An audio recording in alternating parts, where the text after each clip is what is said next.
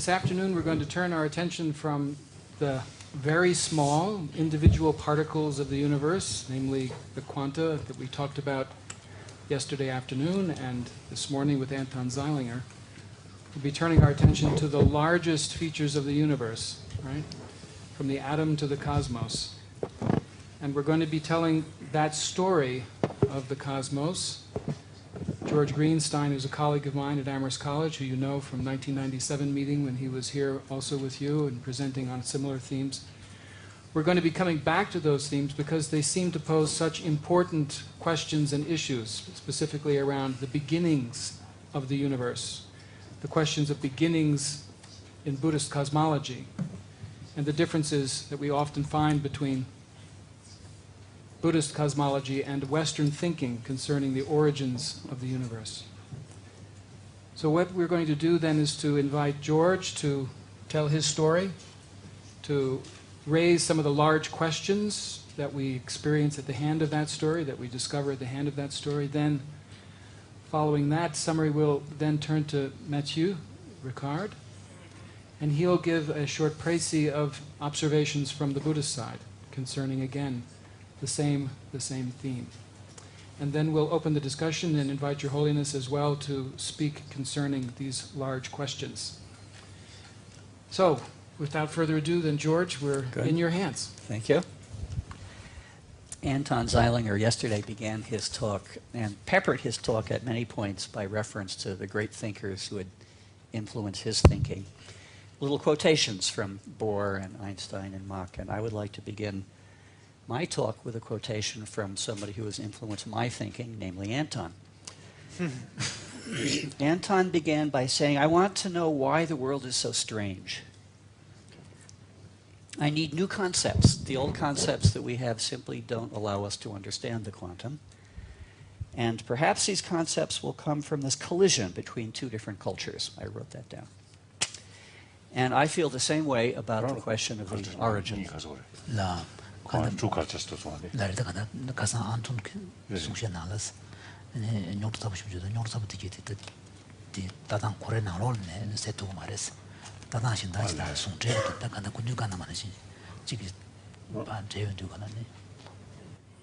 two ways of thought being the scientific way and the Buddhist way.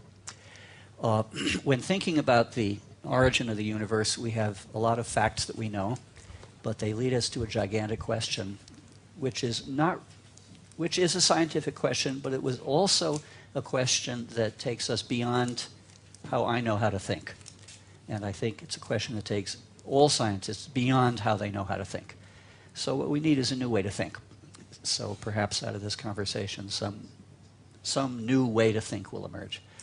So I thought I'd begin just by describing what we know about the origin of the universe. It's completely not well understood. The origin of the universe is not well understood. I don't understand. There it is. It's not well understood. But we have evidence. And we have several kinds of evidence. One piece of evidence is we have evidence that the universe is expanding. And the second piece of evidence that I'm emphasizing right here is that the universe was once compact and hot. A little background. When you go out at night and look at the sky, everything that you see is contained in our galaxy. This is a picture, a photograph through an astronomical telescope of a galaxy. A galaxy's all stars, all moons, all planets, all comets, everything we could see with the naked eye, and more than that, is a member of our own galaxy. There are other galaxies. Galaxies are extremely large. They are 100,000. There are something like 100 billion stars contained in a galaxy.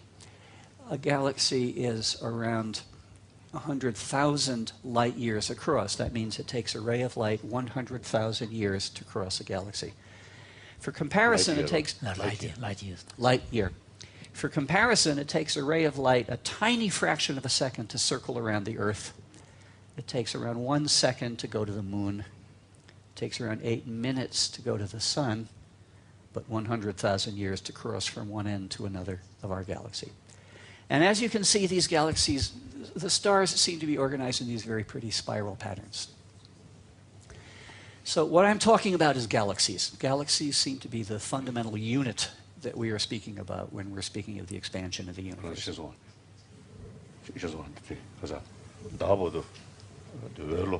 Second check. 좋아. second check. second check. 이모부터 이제 까맣게. 이모부터 까맣게. 시즌 까맣게 해서 second 가져가. second true. 야, 10 세상 니들 좀 미쳐나고 사고. Okay. Okay, yes. Good. This picture here, it looks like little smudges of light, but actually each of these smudges of light is a galaxy. Each of these tiny little smudges is 100 billion stars. Each of those smudges is 100,000 light years across. And as you can see, there's a lot of smudges in this picture. There are many billions of galaxies that we know of. In 1935, Edwin Hubble discovered that galaxies are all moving away from each other.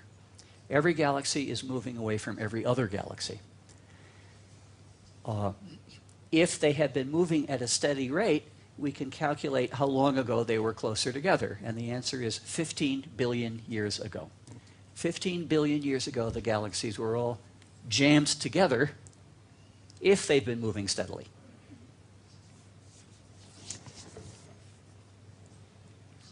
So that's one piece of evidence, namely that 15 billion years ago, all the matter in the universe was very close together. That rests on a hypothesis that the motion has been steady. And here we have two observational checks. Here we have two more pieces of evidence that this general picture is correct. We have two pieces of evidence that the universe used to be extremely dense, compacted, but also that it was very hot. The first piece of evidence is the remnant of the heat radiation from the hot, compressed universe. Anything that is hot emits light. A flame emits light because it is hot. These lights up here emit light because they are hot. And if the universe had been hot, then it would have emitted light. And we've detected that light.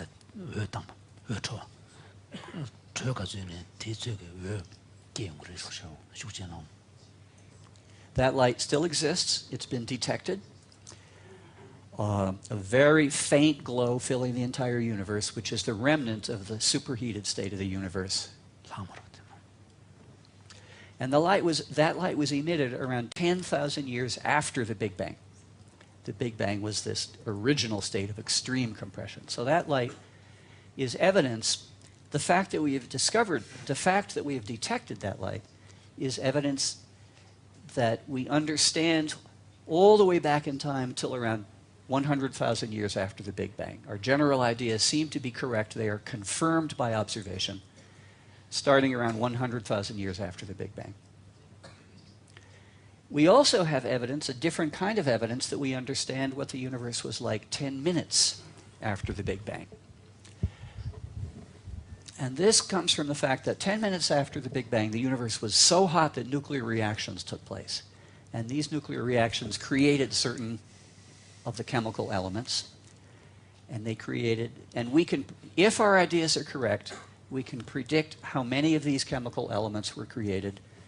And then when we go out and observe the universe, that's exactly how many chemical elements we find. This evidence specifically refers to the one single element, helium. Helium seems to have been created during the first 10 minutes of the Big Bang. So these three pieces of evidence, first that the universe is expanding now, second, Big Bang Big Bang explode. But I mean, you mentioned that the helium exists after 10 minutes after the Big Bang. But Big Bang itself, isn't it? It's an explosion. Immense heat. Immense heat. Wouldn't you say Yes. there is an immense heat there? immense heat and very highly compressed. So the helium doesn't exist at that time. It was created at that time. Yeah, it was created. At 10 minutes. 10 minutes. Prior to 10 minutes, there was no helium. After 10 minutes, it was created, not created, it was synthesized the way 그것도 이제 뜻이 있어요. by reactions. Yeah. 되게 Reaction. 자식도 튀어주세요. Right. 그다음에 주죠.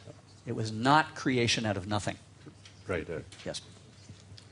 So 3 pieces of evidence, just to repeat. The universe is expanding now. In the past, it was very dense and very hot, and at 100,000 years ago, and at 10 minutes at 100,000 years after the Big Bang, we know it was very dense and very hot. At 10 minutes after the Big Bang, we know it was even denser and even hotter. These are the 3 pieces of evidence we have. But we also have a theory, and that theory is Einstein's theory of the Big Bang. This is part of his theory of relativity. Einstein's theory of relativity has been extensively tested experimentally, but this element of his theory has not been tested experimentally. So if we believe Einstein's... So what I'm going to tell you now is what Einstein's theory says about this hot compressed universe. It has not received too much experimental test, but here's the theory. The theory is Einstein's relativity, and the bottom part here is the important point. According to that theory, the expansion of the universe began in a state of infinite compression and infinite temperature. 그래서 차례가 셀게 බල럼 즉 뒤부처럼 거다. compression. 디다 아니 뒤 트웬이 버티베 셀게 봐. Now we call that state the Big Bang. It doesn't mean anything, it's simply a phrase we use to describe it. Infinite compression, that means that all matter, every speck of matter that existed occupied exactly the same space, and there was no distance whatsoever between objects. The distance from one object to another was literally 0. Infinite temperature means that everything was moving with infinite energy, physical energy. 디스턴스가 맞어요. 말하는 그러다가 다 compression을 다 상황 공부질 디데요. 공부질 디데요자 고사 찍는 것마도 그 수진 그 탐제 공부질 디 그 유 고사 찍는 것마도 펜션 그 지중 계시가 그래. 지중 계시 벤 정해져 봐. 나는 그 지중 계시 어려 봐. 코레 사이즈도 계시야 어려 봐. So can we speak about the size of this compression that causes the Big Bang? The size of the space occupied by all matter. Is there a size or is it 0? It is, the size is 0. So you cannot really talk about the spatial location of this. That's right. Mhm. It is this infinity that's the hard part. But let me just keep going. So what caused the Big Bang? What came before the Big Bang? 맞았지. Yes. Was the Big Bang creation? Or was it simply a stage in the evolution of the universe? Did the universe exist prior to the Big Bang and pass through this state and then come into the current state? Or was the universe created at that instant? These are the questions. And the answer to the questions is we don't know.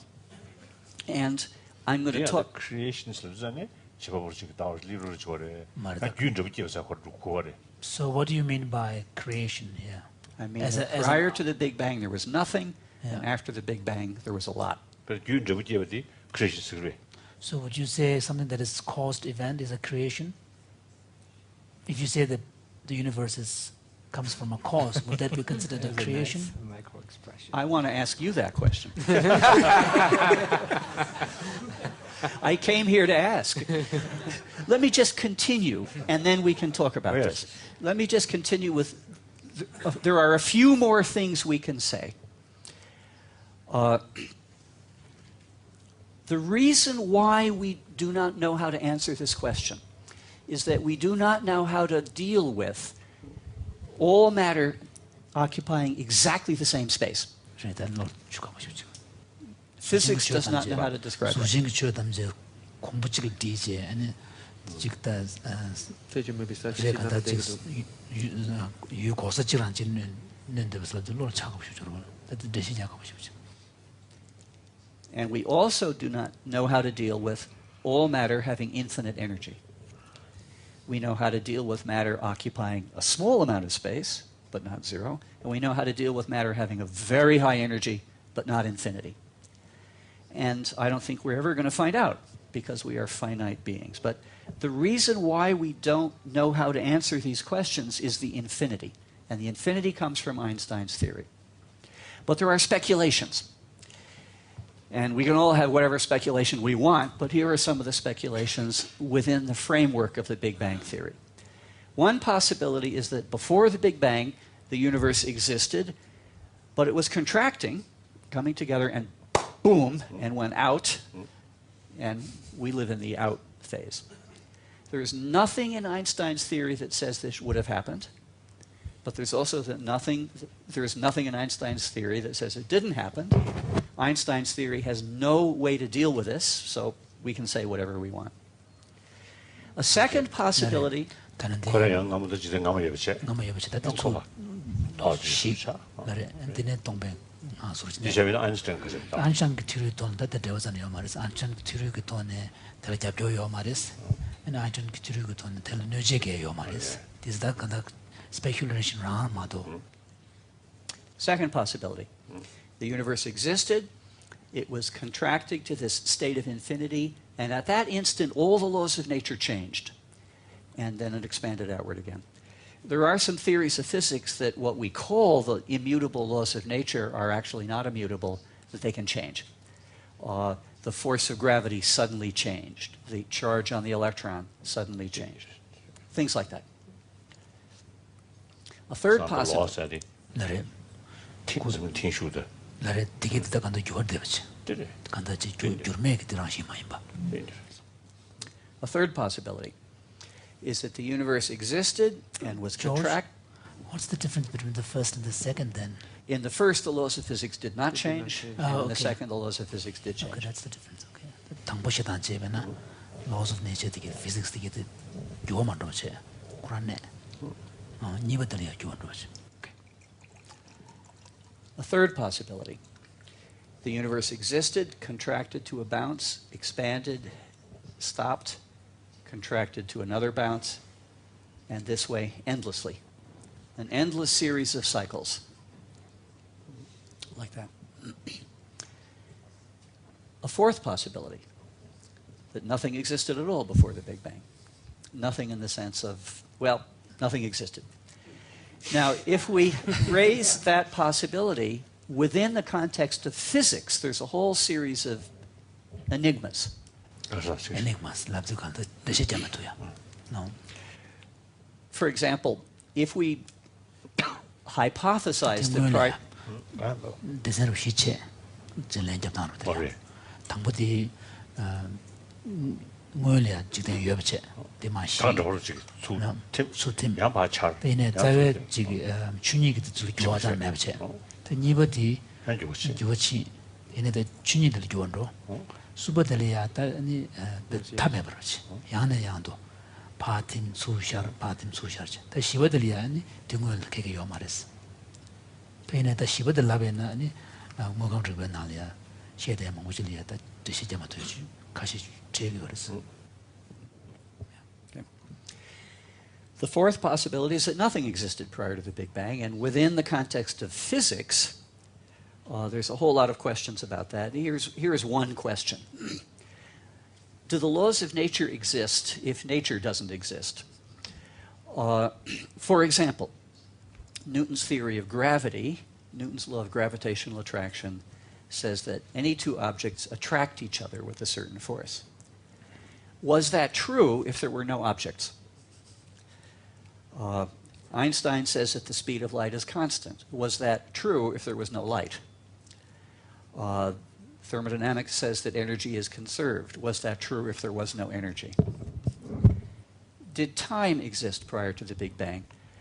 I don't happen to understand time, but what naive understanding I have of time is that it refers to the passage of events, but if there were no events, was there time? I also don't understand space, but it has to do with how far away I am from Arthur. But if I don't exist and Arthur doesn't exist and nothing else exists, then did space exist? So all of these speculations lead to the idea that if the Big Bang was creation, it was not just the creation of matter, it was the creation of laws and concepts of time and space, laws of physics. So if we really... No. Can you define what you mean by concepts? Laws of nature. Laws of nature. Kind of concepts like the document. That depend to say the middle to down to get in Kawashaku. But I also mean time and space. If time did not exist, then why am I worried about what came before the Big Bang? Before has no meaning. And so now I would ask you to instruct me, because right here we completely run out of understanding.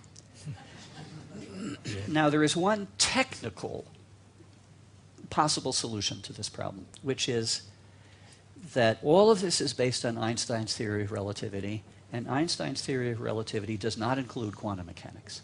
It does not include the insights of quantum mechanics.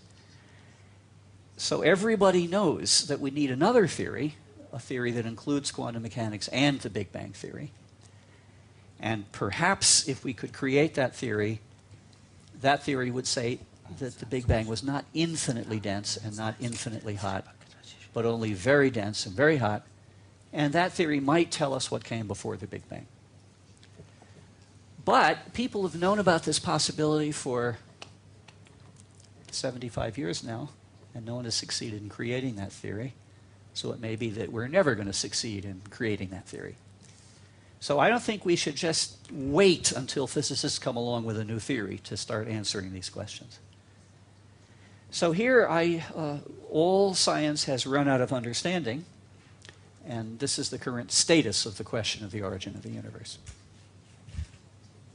Thank you, George. So this is, in a very brief telling, the whole history of the universe. That was remarkable, George. I think that was 15 minutes. Now what we'd like to do is to take these questions, especially these last questions. Did time exist prior to all material existence? Did space exist? Were the laws by which the whole universe were constructed, were they antecedent or prior to the universe itself? Did this all come into existence? Does it make any sense to even speak about before and after if time doesn't exist and such things? These are unsolved mysteries. We'd like to ask Mathieu if he would not mind to speak a little bit to us concerning how the Buddhists understand, on the one hand, the origins of the universe or the beginnings of this story, but also we understand from your book and from other conversations we've had with you this whole question of beginning. George has emphasized, on the one hand, the Big Bang as an event. We simply don't know whether there was anything beyond that event. How do you address that question from your own perspectives? Yes, so no way accomplished scholar, so I will say a few words, but I would like my colleagues to comment on that. But basically, we have this feeling that it must have begun somewhere. We are ready to go 15 billion years back, but we say, no, it has to begin somewhere. And the Western mathematician and philosopher Bertrand Russell said, there's no logical problem with the notion of having no beginning. There's just a problem of imagination. He said, it must be something before. Well, it must have begun at some point. So, but now what's the opposite? The opposite is to have nothing, otherwise, we have no beginning, and then go from nothing to something. So there, we perhaps have no problem of imagination. We say, oh, well, nothing can become something. But we certainly have logical problems. Ex nihilo sort of production or creation. So what is the nature, according to the Buddhist scriptures, of those logical problems? Well, for instance, in the... 지단 통모 요새들이야. 리베 제베제베나 버든 라슬기 통모 매발이야. 리베는 게베 늦었다요 말했어. 너희는 롤을 추가하고 싶지. 요레스. 얘네 다는데 다 통모 여바 시야 제베나 딜로라 출대부 요래 리버던 게 그래서 다들 리버던 게 배는 주제디 So now one of the greatest classic Buddhist philosophers, Shantideva, in the 9th chapter of his Way of the Bodhisattva, the wisdom chapter, said that a million causes cannot make nothing become something. So why is that? What is the reasoning behind that? Is that the process of becoming implies a kind of transformation. You have to leave a state to go to another state. Red becomes blue. It has to shed its redness to become blue. So now nothing, what does it has to abandon to become something? There's nothing to be transformed there. And if you think a little bit further, what is nothingness besides a concept? It's simply we imagine that there could be no phenomenal world. And purely in our mind, we say, well, if there was nothing, then if nothing of this would be there, there will be nothingness. But that's just a concept. The idea of the absence of the phenomenal world, which is a given phenomenon, a primary sort of, we have evidence of that there being a phenomenal world. So how simply the idea of the absence of phenomena be something that can become a cause of creating something? So that's one of the main arguments, is that nothingness is just a pure concept and it cannot become a cause of production. So that's one of the main, and also it would have to abandon its condition of nothingness, but nothingness has nothing to abandon basically. So that's one of the logical reasoning. So then the other extreme is that there has to be, if you don't want to go to big absence of beginning, that there has to be a primal cause. So all the civilization that envisaging a creator or some kind of primary cause, no matter what names you give to that, say, okay, there was a cause which itself is without cause. Otherwise, then we'd need a further cause, and we go again back to beginninglessness, and which has in itself all the necessary cause to bring back the universe. It cannot have the need to get help from somewhere else. Otherwise, it's not the initial cause. Again, you go to a former cause and another cause, and then we're back to no beginning. So then what will be the characteristic of that cause? It does have to have all the causes and conditions to produce the universe, right? Now, what happens in such a case? Why something happens or does not happen? When something does not happen, it's because some causes and conditions are missing. If you try to make tea, if you have no fire, you can't boil the tea. When you have everything for something to happen, then it cannot not happen. Therefore, the logical reasoning, if that all the causes and conditions were present within this first cause, which has to be as a first cause, it would have to produce the whole universe all the time. Because otherwise it's missing something. It needs some other triggers, it's incomplete, whatever, it's not the initial cause. Or it cannot produce anything, because basically there's no change in that changeless, causeless cause. So those are the basic sort of logical reasoning on the one hand, to say that nothing is not something that can turn into existence. And that a primary cause, which has all the cause within itself, which is not itself not cause, either is completely static or has to produce the whole universe all the time. What do you mean all the time? Over and over again? Just at every moment, because it has all the causes and conditions for producing. Why should it stop? It'll be instantaneous causation. Which other... Everything has to come into being instantaneously. Well, because all the information are fully complete there. The Big Bang was instantaneous. Yeah, but not only once, because... It have to be okay, so over and over again. What will stop it to do so? If it's a self-contained initial cause that have all the causes, which it must have. Okay. But it presumes that all the causes and conditions are present. I mean, making tea was the example you gave. Well, It required all the causes and conditions Well, to if be it present. doesn't have, then where does it get it from? Yes. So, but all of them had to be present. So then, would it be the same also for the universe? If you were missing, as it were, one of the elements, one of the causes and conditions, It will never happen. would never happen, or only until that causing condition? Where will it get it Where from? would it come from? I see, because it's Yeah. part of the universe.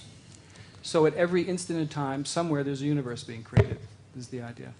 You were saying No, it's no. all the It means time. that No, doesn't no, make no. any sense. No, that's the this only- is an absurd It's absurd a yeah, conclusion. it's a reductio absurdum approach. So for the only thing that makes sense, 교육고요거로 even it's hard to imagine, 규명을 기회나 is that it's always 통행 prior- 간다다 지대지와 부서로 prior set 쓰기나 of causes and 코란 conditions. 규명을 기회 인자 규탐제 깨는 상황 코란 창고요 인자 So this set of causes and conditions, are they matter? Are they energy? Well, that's not the main issue, but also It is the main issue, because if they are matter and energy, then they're part of the universe. yes. So anyway, no beginning means there's always been something before. No matter Yeah. the state of, there's only states of transformation. Yes. Nothing becomes from nothingness to something, Yeah. and something also will not go to nothingness. There's no such cause that can completely make something to become nothing. Okay. And actually, this same reasoning apply not to only to the universe, but to the beep of your atom disintegration, because in a way, it's the same reasoning of X having no cause coming into existence, whether it's the Big Bang or a single particle. The reasoning is exactly the same. It's a kind of ex nihilo production if you say that an instant particle has no cause. And so I hope that Tugdanjimala will elaborate on the argument against causelessness. But one beautiful one is with something, including the universe or a single particle, doesn't need a cause to appear. Then what stops elephants from appearing in the sky? They don't need cause. So not just one particle, anything. The sky will be filled with elephants, with everything else. Because they don't need cause. So what's the problem with 규명을 that? 기회나 나갈이야 만전 영적으로 Isn't it? 또 샤야 되 그다고 규구고 뭐 So then the whole history of, I think, the production of the universe and all that, the beautiful formation of galaxies, that's no any problem for, I think, Buddhist philosophy. One thing I would like to mention, however, is that the idea of our planet being the center of the universe, this anthropocentric, was never in the picture.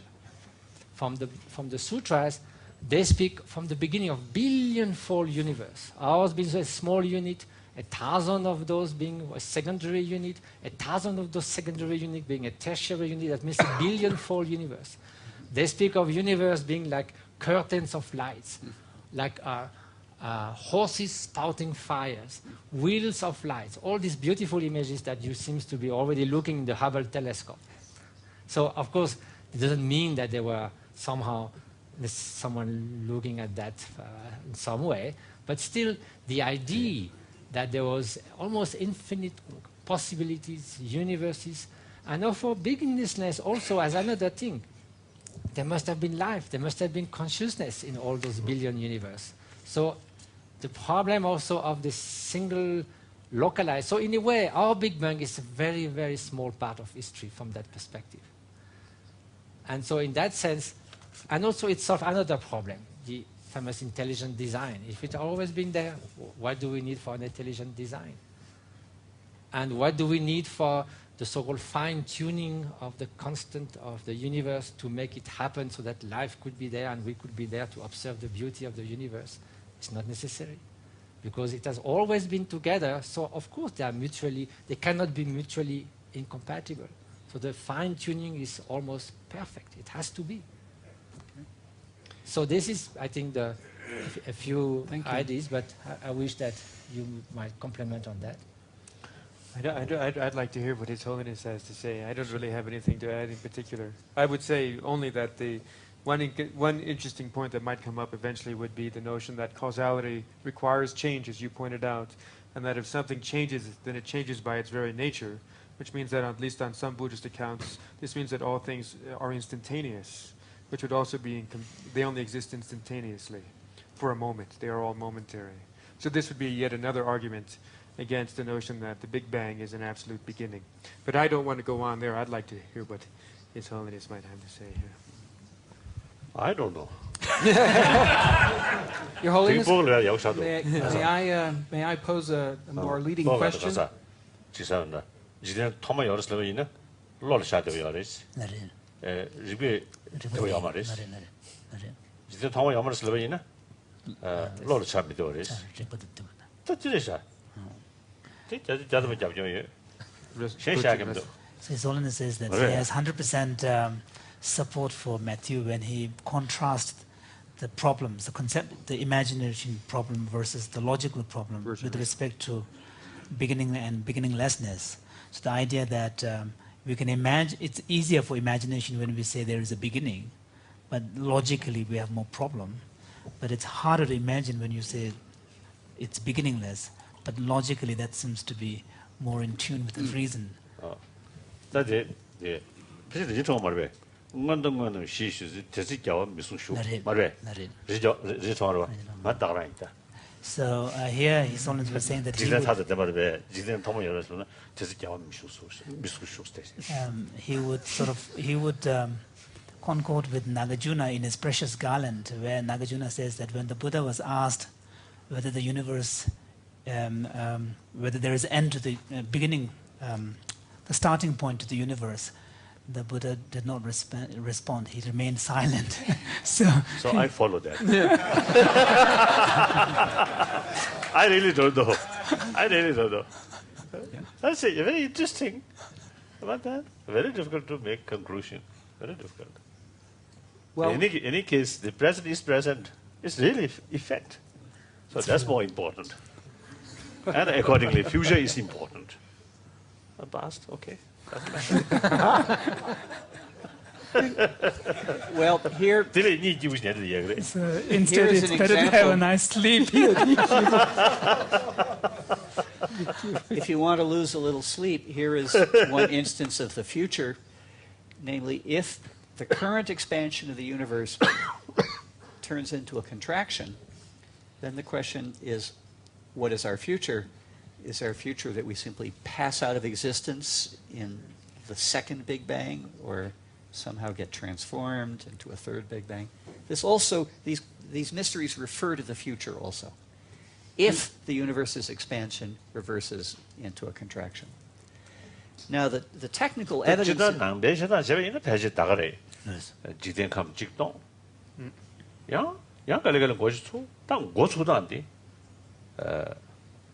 땅 아주 넘겨 안다다 조원롱 기진 거네 지셔야 되고 그러고 다 시주자들 마도 조 아주 열로리야다 조원롱 기진서 50씩 디간도 싸줘서 쉬고 그러고 다 디과스캠도 봐 그 단 네베 직다 가서 시주시대 아주 되게 커서 디프레션 가서 식도 Compression. 저 룽세인 거로 되는데 그러다 조원롱 요아래 조원 매 요아래 된데 차베서는 조 추이물이 조 사이물이 양코 바다지 양코 소트 티까지 요초도 남고 배지 데리샤 남배시다 재밌는 뒤tumbre. Yes. So beginningless. no. So to relate this story, that you told of the different options, that speculations that physicists have come up with, the Buddhist position seems to be much closer to the third option, where there is this constant, expansion and shrinking, and then coming into being again. This kind of repeated dissolution and the origination of the universe. And of course, in the text, this arising of a new universe is explained in terms of a process of the arising of the different elements. For example, like from the starting with the wind element, it may be more kind of metaphoric. But for example, like if we relate that to the idea of a compression, infinite this initial state of total compression, that can be seen as a state of tremendous energy. So wind in the sense of energy, which then give rise to the kind of the future unfolding. So that seems to go quite well with the standard Buddhist position on the beginningless universe. Well, I should say... 나무 직종의 능신지기 다 스타트 기셔베디 능신 때 배지 고마르 섬기. 다 남바다 레샤인 거 봐.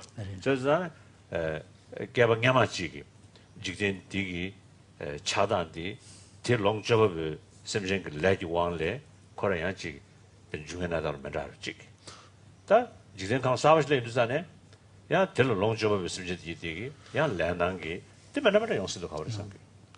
Season laws. 그런 가서 안 되는 주야다.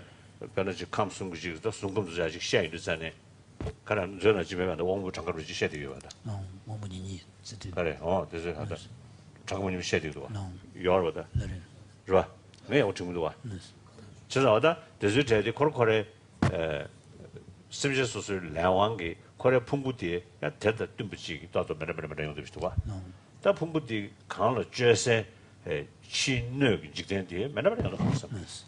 So, 디타임으로 sometimes. so having said that, one thing that we need to bear in mind is that this idea in a repeated kind of dissolution and origination of the universe does not necessarily suggest that the same kind of universe will come into existence over and over again. Same elements all that. And also kind of zero solar. very elements as well. No. 매매매 용도.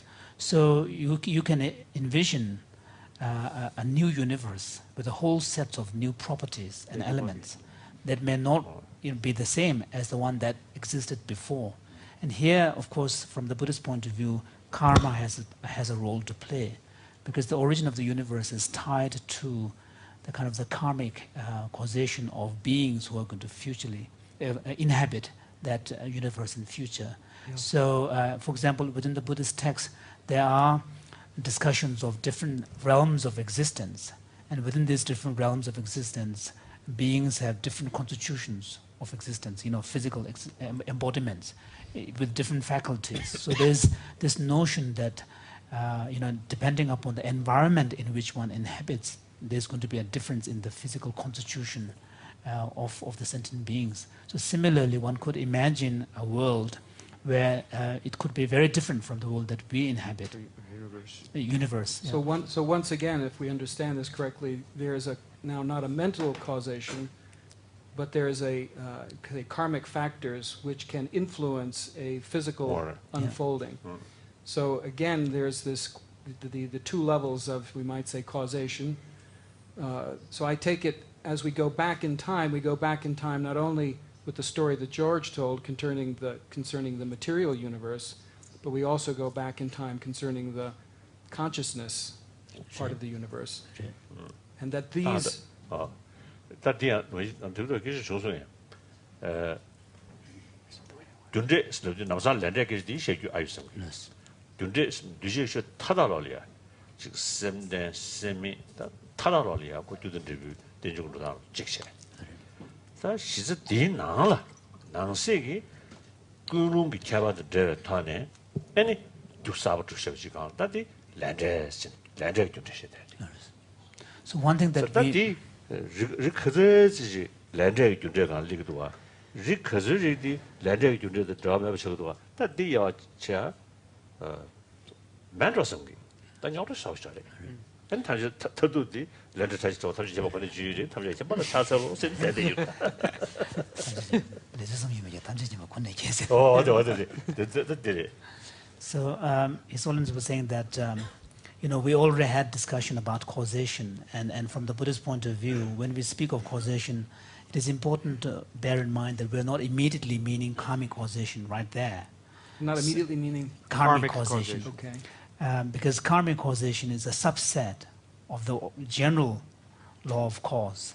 So you can imagine the unfolding of natural process of causation in the natural world, which may have nothing to do with karma. But karmic causation only is relevant when there is a cause and effects kind of factors involved, where there is an intentional act of a sentient being, an act of a sentient being with an intention, then that is related to the karmic causation. Now, how, at what level this kind of karmic causation intersects with the natural law of causality is a difficult a difficult Right. point. For example, in the formation phase for example, of the in the- universe, yeah, exactly. you mentioned there Yeah. might be karmic Yeah. factors. But at what stage and At what stage, and, how do and they, how how specifically do they and so on. influence? And then here His Holiness was saying that he would, the tradition's approach is that when it comes to the subtle workings of the karma, it's only the omniscient mind, detailed workings of the karma, it's only the omniscient mind of the Buddha that knows all. I'd like to clear up 신도 on 고주 장도 되그러. 신도 고주 나 시험 어떻게 하지? 남이 있는 남진 쪽 가시면 돼. Let him know. 가서 남진 쪽 해야 돼. 다 신도 고주 지에 마요 지서 남진 쪽 소지 말배야. 시시 탐자로 kentucky. 저자고 가사 니모지 뭐 입에 머리 뭐 니모지 뭐 입에 가사 머리봐. 디스 상황로 세나마도 시설이 싶어지 용도. So, for example, 시도 고주다 그리니 우리. so 저다한테 내가 디션이 되기. 남배한테 슝나로네. 자유는산에 자바 제하고 춘이르고 남중에 다 와셔야 돼. 디테도 조심하는 성미. 직진이 딱 춘이를 샤샤지. 춘이르고. 다 대간에 뒤제 쇼지베이나 그 교전 데뷔 아니 준제기 직다 뒤제 뒤에 다 와도 주로 대배 그래 저시베 그래. 가. 대들 봐. 준제도 가고. 그래. 저 주로 때 그래. 균 저기 집에 저시베 말배. no. 매직 그거 지 주주다. 딱 가다 가야 되면은 균 저기 깨야기. 야 등로로 찍기. 봐. 따지 배진 것이 그지 시행 거 봐. 다 때베지 것은 내가 늘 시행 거다. 때베지 것은 아니 그 균전 것이 계속 맵체. 거라 디 캠베 들리고 어때야. 디 캠베 되고 어때야. 펜 튜냠로. 텐스 찍찍다. 가자. 현실적인 균제에서 썼다. 그 요리 선임도 말이지. 이내다고 디 캠베 대슈긴태야. 디 캠베 대슈긴태야. 다 디가 가서 배가 케미컬도 되지. 그러니까 Z 뉴스테이도 자네. 신데시스 제윤도 너무나 태용도와. 뒤때베지 그 가는 용도. 제가 다 디디 개심으로 선택해서. 다 디디 실시하려 타라. 이제 태루고 다 디자 딩고. 그래서 그 태루고 건도세 그 실디 간도도 디디 직잖아. 다 하는 다 타도 내줘서 저도. 내줘서 말해. 춘이르고 와서 그거 간에 돈 되지. 매사와 춘이르고. 지단서도 써야 돼. 뒤 개점으로 선택해서. 판단으로 선택했어. 고대. No. 어떻게 좀 그런 체크하지? I forgot. Allow nyomo because shindu goju. Oh, Shinto So, yeah. one of the things that we have to remember is that from the Buddhist point of view, the facts includes not just evident facts, but also inferred facts, which could be not so evident, cannot be immediately observed, but we have to infer it on the basis of the observed phenomenon. Then there is a third level of facts which are recognized in Buddhism, referred to as the extremely hidden facts or concealed facts. And with this regard, it's only the omniscient mind that will be able to understand. And in some sense, 당연히 이지지 와가지고 그래. so here, 더 가사실. for- 가서 보실 때 이제. for ordinary people, the only avenue of knowledge is the testimony of a third person.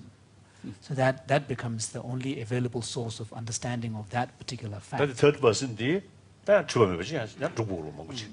But then that also brings up the question of how do you accept the authority of that third person?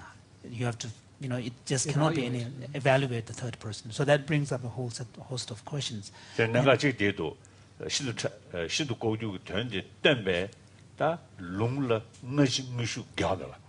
다른 가서 저기서 현재는 메타 태용도. 제가 롱러 겨도.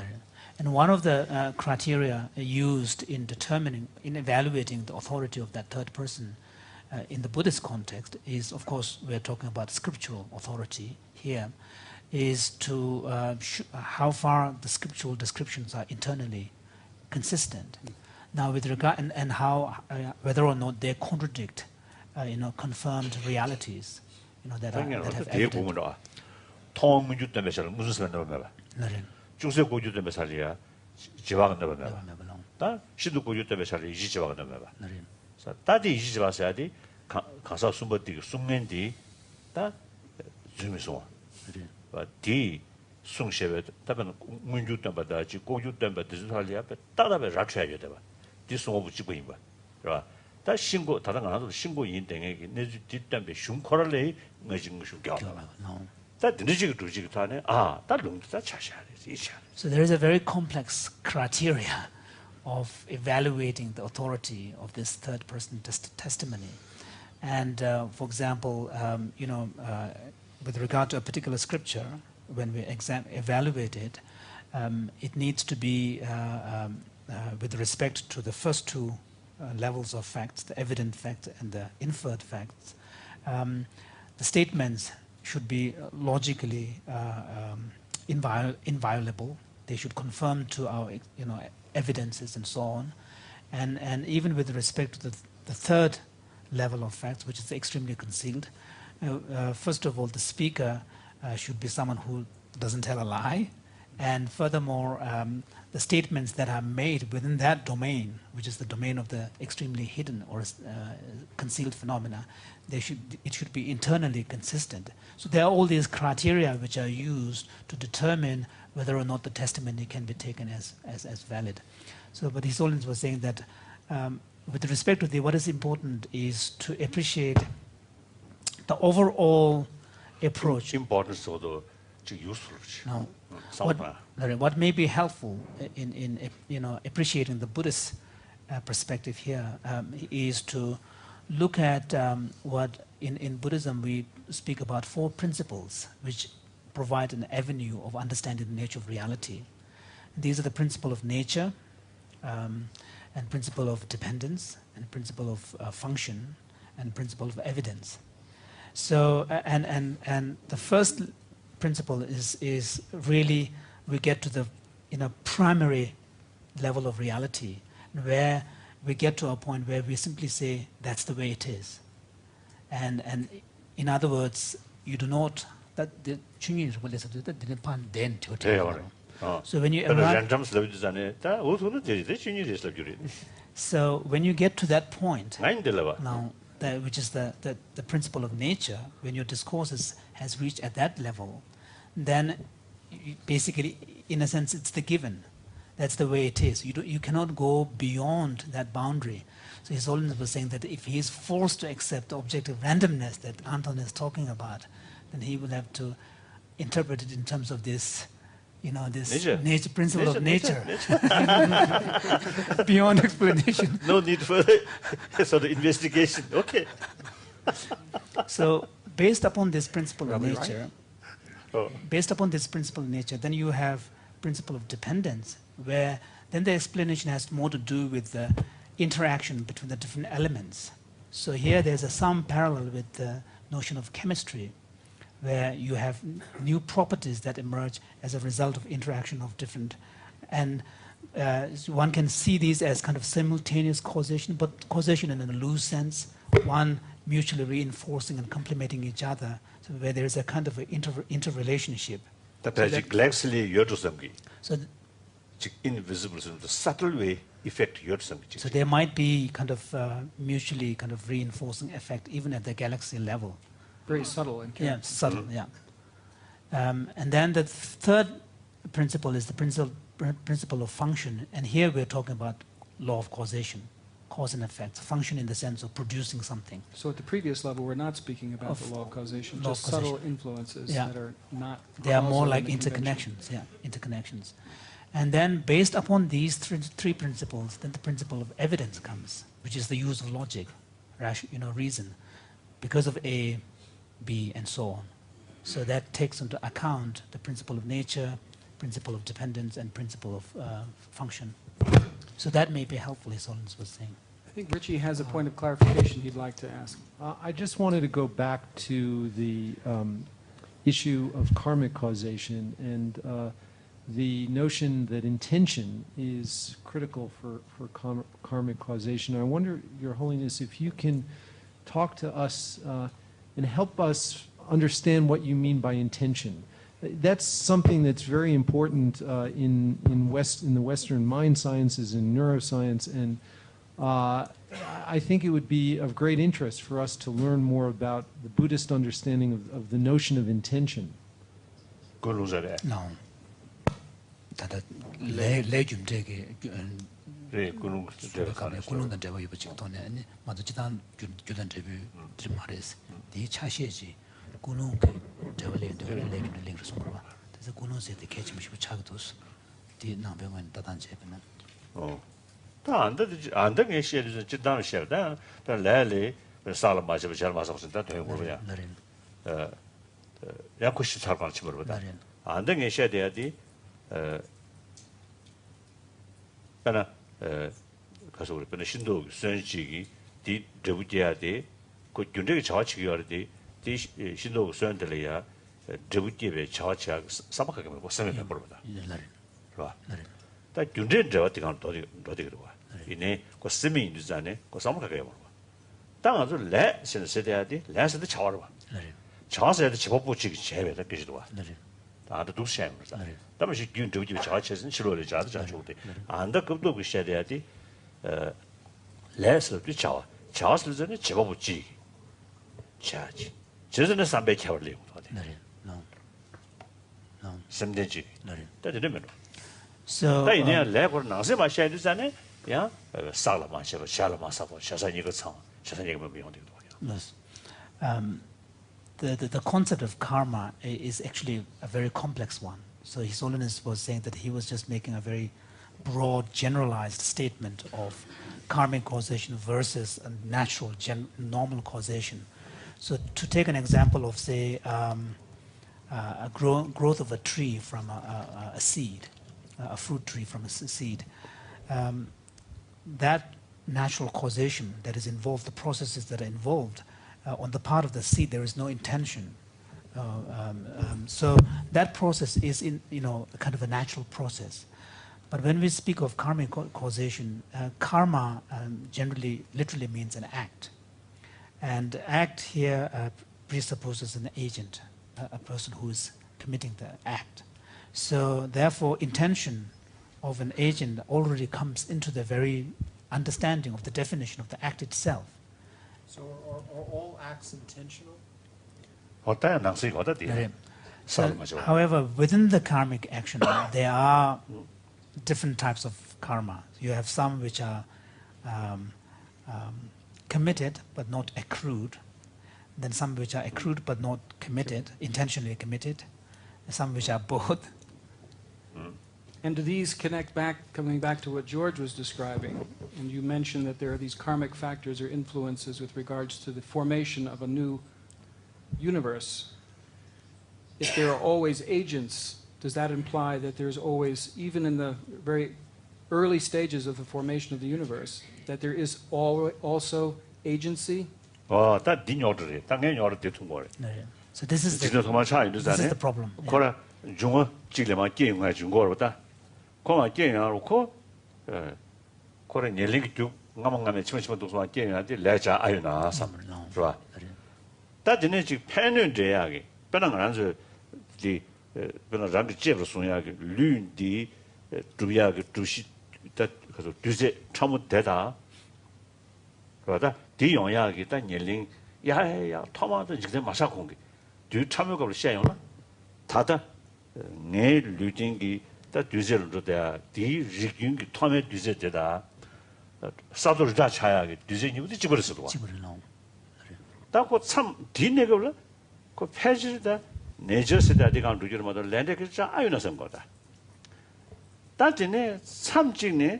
다디 남식이 땡칭에게 풍부 줄로 돼야 중국어 다 디그도 되네 렉돌링으로 상관된 거 다야 디 중사를 제라 롱 접업을 심진 중사를 제라 심진이야 디두쟁 디두 가서 다 디두 영향다 저차 대회 다 가소래 지 지구유디디 다디야 렉돌스 레모도 그러면 가서 당제스 현재잖아요 그다음 롱 접업을 심진 렉이 왕기 당제기 남주라면 현재가 어려다 저전에 당제든지 차야고 레디 제임이요 딱 그도 제려야 돼. This is actually a very difficult question. 그러면 들은 아주 강바디 배주 제임이요. 강바디 배주 조르 등에 지가래. 드리미드선에 배주 강바디 미야기 유조르도 배주 내 렉셔인 줄보다. 다 장수 이모开始用这个吧산 디강부터 두야 윤나는 장수 내지나 여러 요마래 번구지용에 그 그전에 내려나면은 So, his, 아니 가서 그저 그저 장수 수고를 시도 야면 시연의 시도를 내 강부터 미 강부터 두야 윤나는 시도를 내려나면은 총수 롱시도 당대 제도 와 말해 당대 제 말해 어 그래 봐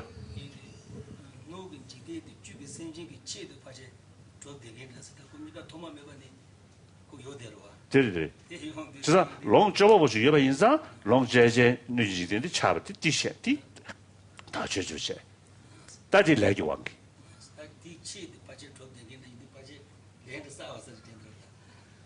但是年龄就是的，俺年龄就是，对车不晓得吧？过生命了吧？生命全部了吧？但是，本来告诉我的。本来属性缺席不呢？或者认真就了属性缺过来的来嘛吧，是吧？设定我对不对？来嘛吧，是吧？但是吧设定其他我这大家我们的解释的来了嘛嘞，啊，来嘛嘞，哦的，哦。Shall we translate what this is? Just what all has transpired here. well, His Holiness is.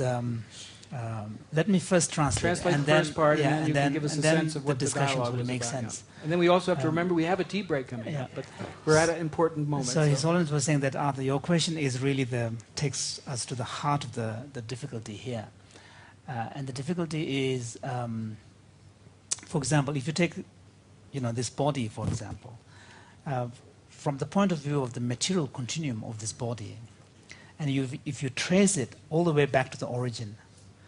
The material factors Before Big Bang. Before Big Bang, yeah. The material factors that constitute the existence of this body and the material factors that constitute the existence of, say, a rock or mountain or something. There is no difference at all. So there is no difference at all.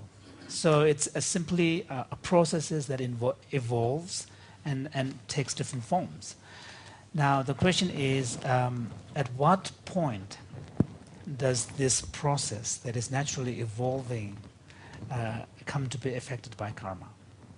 So here His Holiness was saying that his own personal view is that at the point where the process has evolved where it can sustain a consciousness of a sentient, that's when karma has to come in. And then the karma involves from that point onwards. And once the sentient beings evolve in the natural world, then of course environment also has a karmic connection, because the environment has a direct effect upon the happiness and the suffering of the sentient beings who are inhabiting in this. And even in the Buddhist text, there is a notion of environmental effects of karma. And so that was the general point. And so His Holiness was saying that it's very difficult to pinpoint where the simple natural process of evolution intersects with the karmic causation. Then he was asking the question to the monks here, what do they think? And for example, like if they agree that so far as the material continuum of this unfolding is concerned, there is no karma. The process is natural and so on. Then what about when a visual perception arises? Okay, visual perception arises on the basis of the sense faculty. Would you say that is a karmic effect? And one of the monks said, no, that's part of this natural non-karmic causation. And then about the environmental effects of karma. For example, like today we are experiencing this room here and participating and enjoying the facilities here. So since His Holiness was saying this is part of his own residence, maybe he is the one who had made most of the karma for this. But since all of you are, in some sense, participating and using this facility, there has to be some karmic connection. Now, if we push that far, so he was asking the monks that what about some of the monks? They may have body lice. The lice is also now in this room. Does the lice also have some karmic connection with this? So you can go, keep pushing.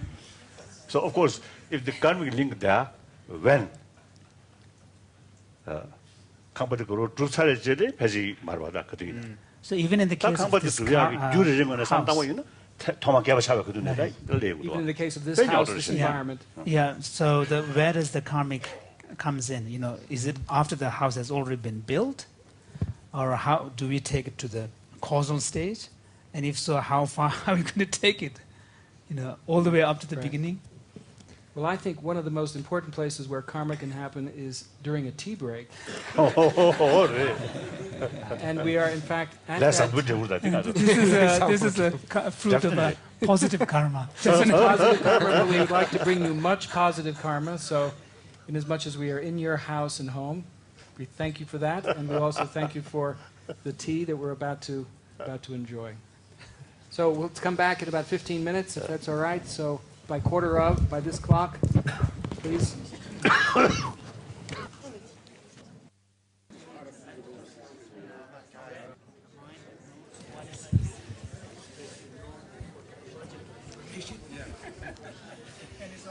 That is a Sotrantika law school position. Forget that. So rubbish. Thank you. I think we're all reassembled for the last part of the session this afternoon. I'm sorry all of you weren't part of the tea break here because the conversation concerning the origins of the universe and karmic factors was indeed completely clarified and solved. But the tape recorders were off, so I'm afraid it's lost forever. Unobserved.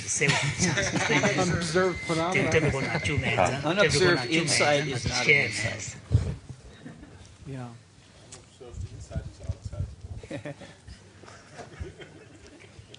We'd like to continue the conversation, and perhaps some elements of our tea break conversation that might naturally find a way into the discussion that we continue this afternoon. But we'd like to first ask Mathieu to say just a word or two in direct response to something George Greenstein brought up concerning space and time and whether these began with the Big Bang, when there was no matter, no energy. Did space and time exist? Yeah, I just forgot to mention the Buddhist position about laws, time, and space. Basically, as being relative phenomena, belonging to the phenomenal world of cause and effect, of instant events and impermanence, and not existing on their own besides phenomena. The argument being there that if they were existing somehow out there without phenomena, or the changing transformation of phenomena, that would require that they exist autonomously, independently as immanent entities, and almost like Platonician ideas or universals. And the critics of that is that they were independently existing, whether it's mathematics, physical law, time. You're broadcasting. Okay. Or space, that would, if they had an independent, autonomous existence. They being, I'm sorry, space and time. Yes. You're talking about. Yes, all of those, okay, including, for instance, mathematics or law of physics. Right. That means they will have an autonomous existence independently of phenomena. And that the logical conclusion that is absurd would be that therefore they could not relate in any way to changing phenomena that has to do with cause and effect. They are being autonomous and therefore permanent and immanent or existing outside phenomena. We have no way of relating to a conditioned world, conditioned by cause and effect, by impermanence, by being interdependent, and so forth. Again, causality requires change, and permanent things can't change. And mutual permanent dependence. Things can't change. And mutual causation and dependence. So in a way, they are intimately linked to the very fabric of impermanence, causation, What time is the link to the transformation of phenomena, space, or the spatial dimension in which they sort of occur. Laws are the laws that are connected with the causation and the independent arising and so forth. Mathematics what describe the transformation of phenomena, but they will not exist as independent ideas or entities outside phenomena. That's the Buddhist position, I think. So do I understand you to mean that anything that is autonomously existing in and of itself cannot affect anything else? Cannot be affected, cannot affect, it just doesn't exist for us. Sort of exists in its own little universe all by itself. Well, Sort of. So it's very, irrelevant. very often such things are considered to not be truly existent. They're only conceptually existent. So, for example, time will not be thought to be actually a real thing in the world, but rather a conceptual construct, and not a real thing in the world. How about a number? Now, there will be Buddhist systems in which time does exist. There will be Buddhist systems in which time does take into exist, in fact, or substantially. But in the higher philosophies, time is not real. For example, from the Buddhist point of view, time would be contingent upon temporal phenomena, whether it is physical or mental. And independent of the temporal phenomena, the concept of time doesn't really make any sense. But we should then be clear. You say either physical or mental. All right? So since the mental stream goes all the way back through the earliest formation and even beyond, since there is no beginning, there are mental phenomena that are always available. So there are always mental change. Therefore, time would always exist, even as a conceptual construct. Pardon me? Relative to those phenomena. But never forget, and when we speak of existence, however, the time is a construct of a temporal continuum. So, and then independent of the temporal phenomena upon which it is constructed, you cannot conceive of time as an independent kind of entity. So, as I understand it, then time doesn't, quote, have a beginning, but it is codependent on the temporal phenomena that it is emergent from, or something of that sort, right? Wolf? I'm sorry. I think I should clarify something here. Maybe we just sort of drop down into a simpler level of explanation. So, for example, the concept of a glass, all right? We'll drop down to a lower level of explanation. These are all called a glass. Why are they all called a glass? Well, one sort of Platonic approach would be that they all instantiate a universal-like glassness. And that would be a position that would be taken by a non-Buddhist school in Indian philosophy like the Nyayayikas. And the Buddhist response would be, and glassness for the Nyayayika school would be a real thing. Okay? But for Chiyangawa. So, but for Buddhists, talking especially at all levels of Buddhism, there is no such thing as glassness. It's something we construct conceptually in order to use language, but there is no glasses. There's only individuals, which are actually all unique. We make up this sameness for the particulars. Likewise, time is conceptually constructed. So it doesn't exist in the way that glasses exist. It's a product of our conceptual construction. Okay, that's, I think, a key point here. But the glassness is a product of our conceptual construction also. Yeah. Glassness is a product glassness, of glassness, time, things that generally are distributed over many things are understood to be conceptually constructed. Wolf? This is an observer's comment. It seems to me that of what we have heard today about the different approaches to reality, that our different cultures certainly share the categories of space and time because they are the issue of our primary perception. We perceive the world as such. We perceive a world of classical physics. And I think mankind so far has exhausted the possibilities by mere reflection of dealing with those categories. Because some of the things I have heard about the Buddhist position sound familiar to me. It's in the Greek philosophy, in the Stoa, for example. You find a lot of this. Has been taught already. So, and now we have the problem that these physicists people without providing final answers, raising more questions than they actually solve. Yeah, because they go against our primary experience of the way in which we perceive the world. They produce very counterintuitive conclusions, questioning the validity of these classically believed canonical categories of space and time, and I don't know which else.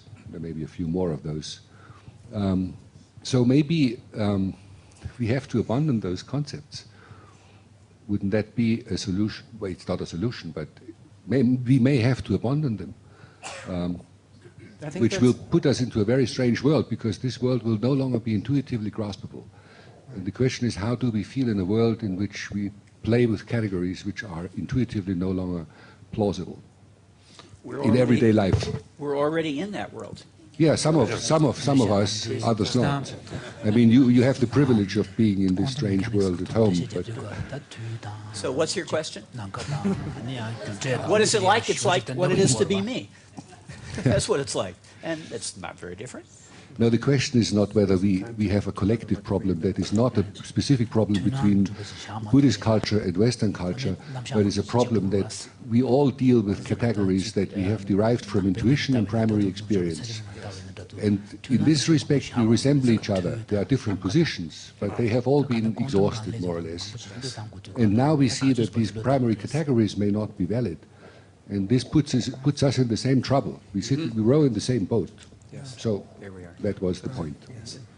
Thank you. Thank you very 다 much. 다데데 벤데 디진 자오시용스레 텐주에다 셔야지 텐주에 송돼야지 아내가 좀 뭔고 이제 폐질 따준사야가 로드고 하는데 다 민지도 도도지도 쓰고 말했대 얘네 그다그 런신자자자르잖아 나서 대 무슨 맞춤 버다 자다 디제르잖아 니야메도다 딘디지 따준 최 권에 모델이 샤트야 편매들 그래서 딱 가르스나 딱 따준 자오마 자니 가서 오다 뭐 저거 뭐 이봐 그 마다 맞으면 안에 낭섬 딩안에 줘야지 다 딘줘야지 되게 하다가 그 손이 르왕기 샤과래 르왕 마셔고 쉬어야 말지 르 강샤 유미 그서 다 디여치야지 다 르왕기 유버래 다 르왕기 유스 르 가서다 르 딱살로디 야 예고 말이지 들었나 야 민요바로 얘기 남한테 잘 챙겨보다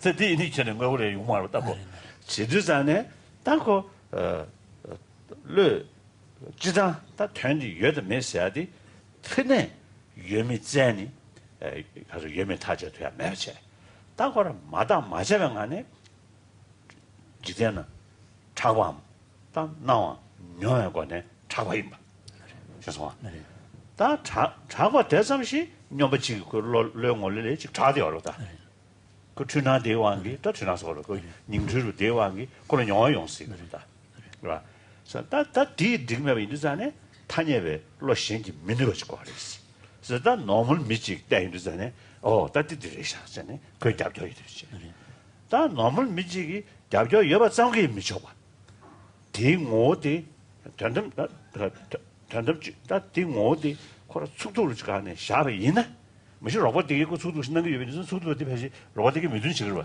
이제 다 대야 단담 주식을 그 너요 인도산에 대야 인득 말이지 근데 얘들 다 타녀도 잡아 입어. 다른 타녀에 서머시 민어봐. 대저도 마세베 단담주의 직시냐 민어버지. 다티 이 예배 세리스. 다리 공을랜디죠. So this really raises a very critical point, and here probably the Prasangika's perspective may be helpful, because the challenge being raised is how can we maintain a notion of reality, that is efficacious, that is workable, that is efficacious, and that doesn't lead us to this kind of extreme, while not positing some kind of essence-independent reality out there. So where the tension is coming from is often when we are trying to define something, when we are trying to find the nature of something through a process of inquiry. Often this process is really led by a quest or some kind of assumption that we should be findable something that can be objectively grounded. 띵샤지 버리샤. So you keep 퀀텀 세팅에 디지 버리샤. no. 낭배다 다같이 다 우마베 다 같이 버려. 써야 돼. 다 So 지수는 탄연이야. 건조디 그저 동니 누구야 쓰가 말했대. 이네 낭상 대 무슨 뭐 누구도 와. So 제 here, 정신남 랑생 모두 컨디션도 짜인 거. 딱고 당도 자라가 누구 와. 낭상 대 무슨 뭐. so here there seems to be a kind of a certain parallel between the process of analysis that you find in the Madhyamaka deconstruction or kind of deconstructive analysis of a concept, and then the kind of analysis you find in the quantum level, where you're really kind of going at a very deep level. Although the quantum physicists may not use the language of the logic of emptiness, but seems to be pointing towards the same. And that similarity is you are going beyond the boundary of kind of sensibility of language and concepts.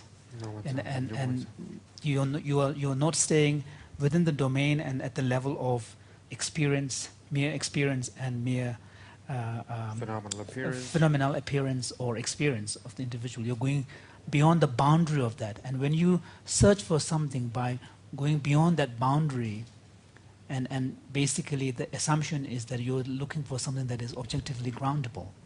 So when you proceed in this manner, the end result is nothing is found, because nothing can be findable in this way.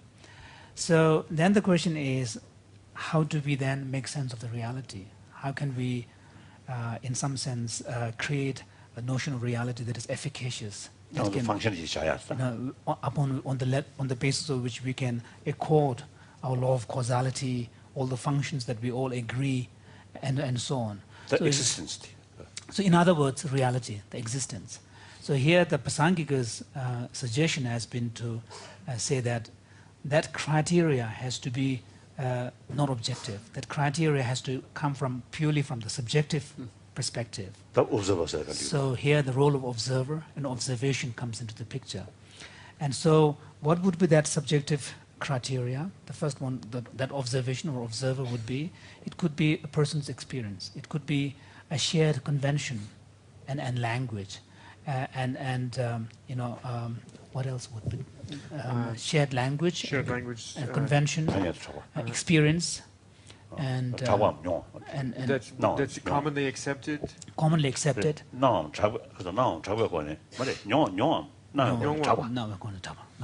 So something in terms of phenomenal appearance, or in terms of what is, or a convention that is commonly accepted. Yeah, convention that is based upon common experience and also shared in language. So that would be the first criteria.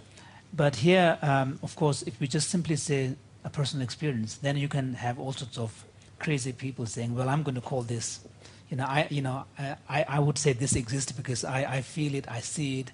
So how do you counter that? So you have the second criteria, which is that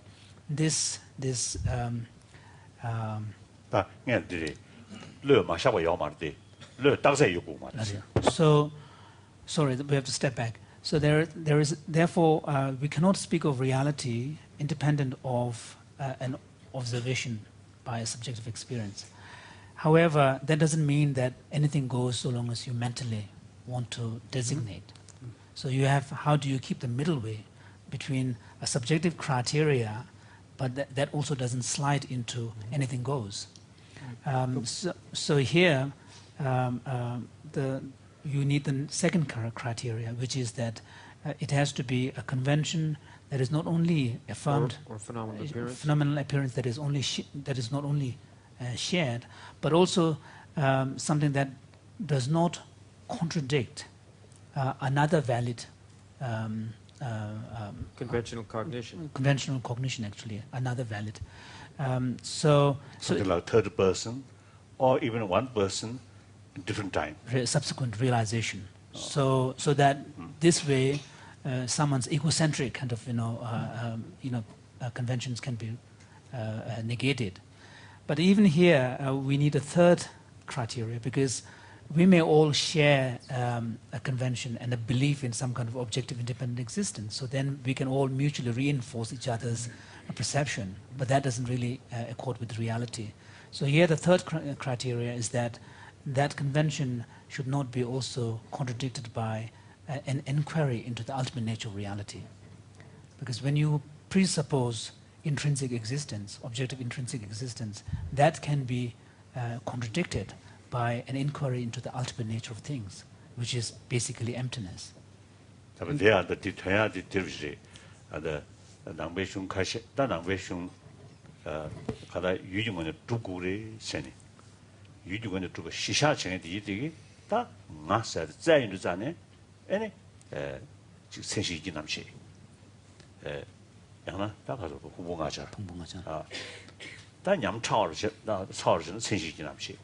양 거리 우도 전에 남시 개바 근신 남시 진짜 셰용도 디 근신 남시서 셰용도 전에 그 탄협의 주시하기 얼마도 단답방어도 전에 코랑코랑 루고 단답방어도 저도 말이디 이내 코랑기 디 샤용도 우마베도 스텝이나 딱든 전에 니베로스 전에 샤바이도 전에 대라 전어지고 내용도 와 So 다 근시 가사를 샤샤야 되라 탄이 주주들이 하람다 너무 돼서 봐.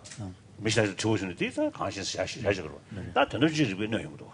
자, 이제 대답에 따른 전에 니베 루스 전에 샤샤버티 탄여도 야 말이지. 던져지고 있는 내용도. 탄탄으로 하면서 올라다 가서 왔다 So, for example, within the Buddhist context, there are debates between the various schools, and from the Prasangika's point of view, some of the postulations of the lower Buddhist, other Buddhist schools, are grounded upon this assumption of objective findability of things. And for example, when you ask what is the true nature of the person, what is the referent of the first person term, I, then other Buddhist schools, some of them who are motivated by this assumption of findability, something that is groundable in objective reality, would say, well, it is the totality of the mind-body complex. Or someone may say it is the mental consciousness. And then some school even postulate the idea of a completely different stream of consciousness called the foundational consciousness or store consciousness. And so although from their point of view, these may be taken as conventional realities, but from the Prasangika's point of view, the postulations of these ideas are motivated by an assumption that person must be foundable objectively. Therefore, from Prasangika's point of view, they have stepped beyond the boundary of this convention and language. Therefore, that these postulations can be negated by inquiry into the ultimate nature of things. Even though they wouldn't be negated by others sharing the same convention. So if a bunch of persons who share this convention of the eighth consciousness, that there's a foundational consciousness, if they get together and talk about it, they'll say, well, I don't know, sure, there's the eighth consciousness. It's not going to be something that will be negated by conventional cognition, but it would be negated by cognition analytic of the ultimate. No. And let me just clarify that. So this presents the criteria of what could be accepted as conventional reality, what exists. Can I just make one comment? And there's a very interesting term that comes up here in Tibetan, which is matsimba, not being satisfied. We're not satisfied with just going with what appears to us phenomenally or what is in terms of our experience. We think there must be something more there. And when we go for the something more, that's when we're looking for this objective reality. So it's being satisfied with the conventional and with phenomenal appearance and with experience that allows us to remain at the level of the conventional. And if we stop being satisfied by that, we need something more, that's when we head toward the ultimate and toward essentialization, toward objectivity. Evan, would you like to make a comment? Yes, I'd like to pursue the discussion of the status of the conceptual constructs, particularly with regard to the example of space. It seems to me that it's not sufficient to say that space is a conceptual construct. That's true, but we need to go deeper, and we need to ask, how does that construct arise and come to be in our experience? And it seems to me that what's crucial there is that we are embodied beings. We have certain kinds of bodies. So I experience things as up and down and back and front and left and right because I have a certain body with a certain symmetry that makes me inhabit space with an egocentric structure. But I'm also a social being, and I can cognitively adopt your perspective and mentally imagine how things look from your perspective. When I do that, I transpose my egocentric perspective over to yours. And a further development of that, then, is the realization that there are many possible egocentric perspectives. And so space has to contain all of those different possibilities. When we make that further step, then space is no longer my perspective or your perspective. It has to be this further medium that contains these perspectives, all of which, though, in terms of experience, go back to my egocentric space. Now, we know also in biology that the brain codes space egocentrically, also codes it non-egocentrically. So there's a biological basis for this. So we can give a phenomenological story or account of how the construct emerges out of our experience from the first-person perspective of our bodies. But then we can also relate it to the biology that we have, to the way that our brains work, and to our evolutionary history. And when we do that, I think we go to a deeper level of account of where these constructs come from. And this was what I was trying to get at earlier this morning when I raised the question about where do these constructs like space, time, and so on, where do they come from? To answer that question, we need this kind of developmental, phenomenological, and biological account. 뒤에 스페이스라다.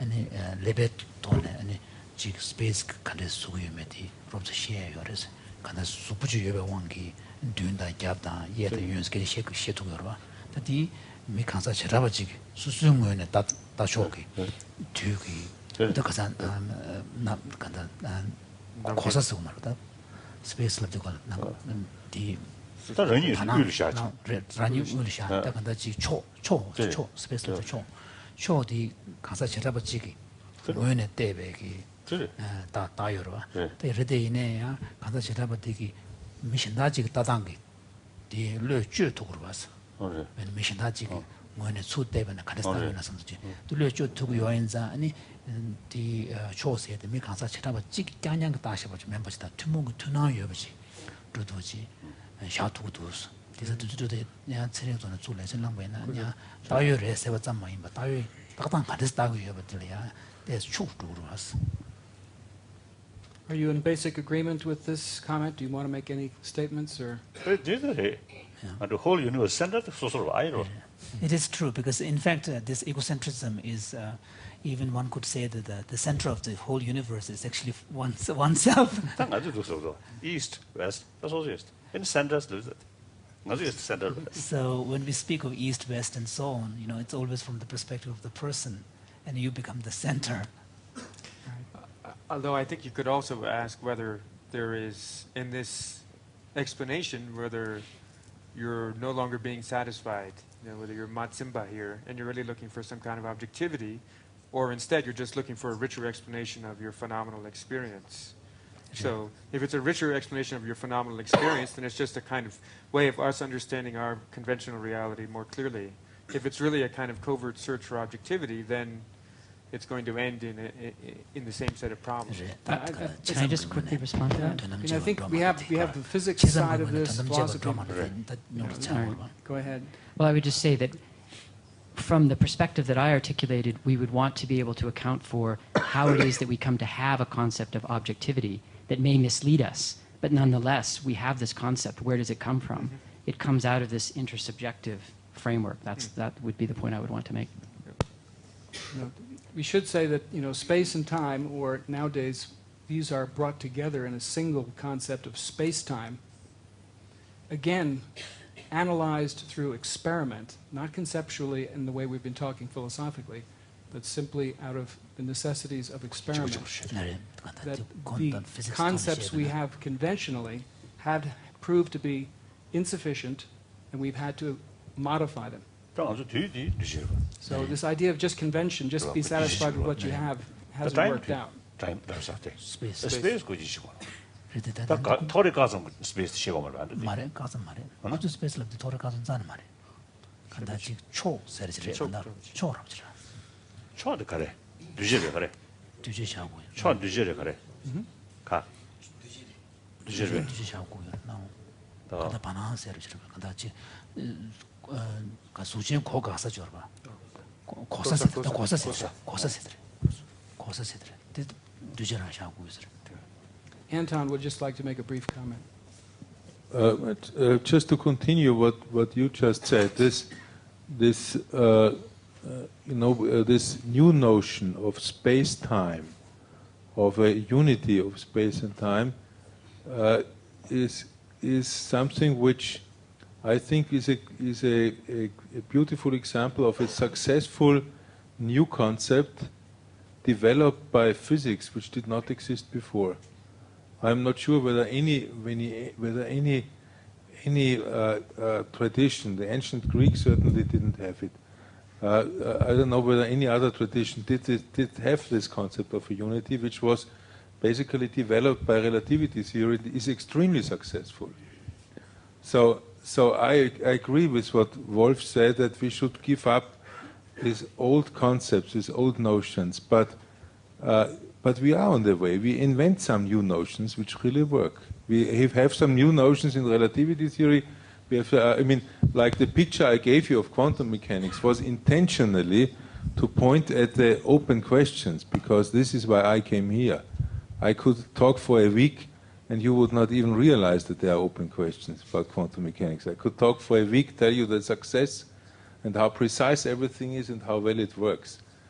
So the situation is not as bad as it sometimes sounds.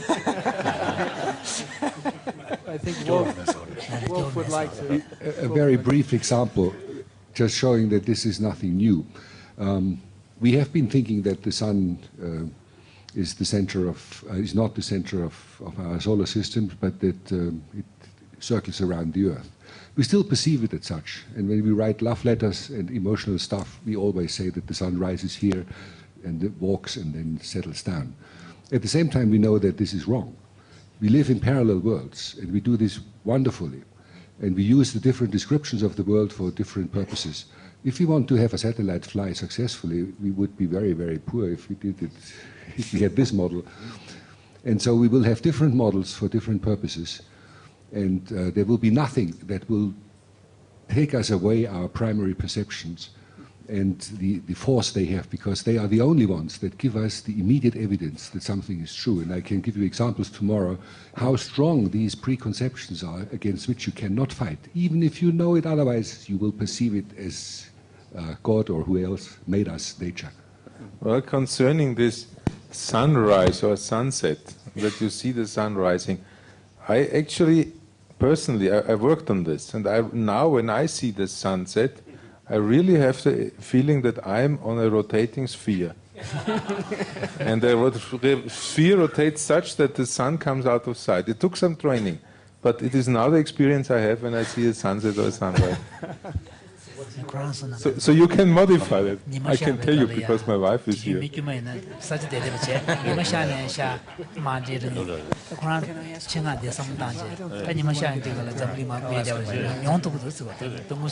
Holiness, I'd like to bring our attention in some sense away from our love letters. We have a monastic community here. We have to remember to respect, and they have their vows after all. But coming back to this question of the phenomenal domain, I'd like to make sure one thing is clarified. We've been talking a lot about the sense phenomenal domain, the phenomena of the senses, the glasses, the sunrise, the sunset. But of course, within your tradition, there is also a meditative tradition in which there is also, you could say, other phenomenal domains.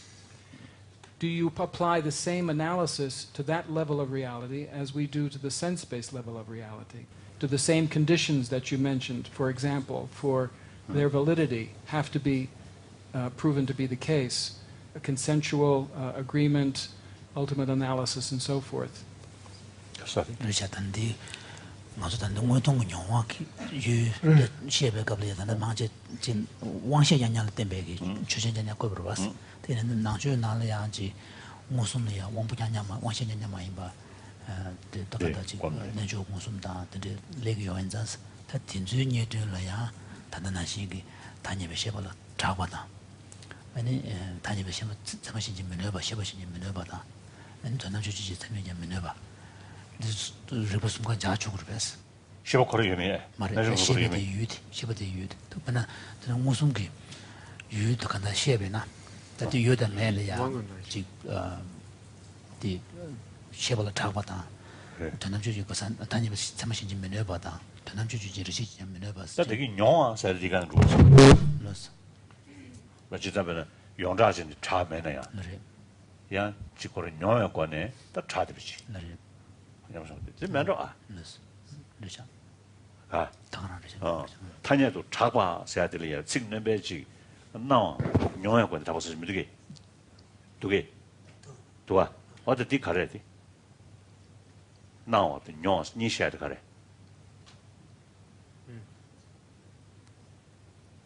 자, 배나 사람도 하고 해서 그러던데. 용어를 시작이 연하 맨날 삽. 근데 자주 연하면 안 보고 듣지 말아야 돼. 그래. 단단한다. 코란들 샤다 디니에들이야. 왕시의 니에들다. 다 근데 지금 무슨 더 보이니들.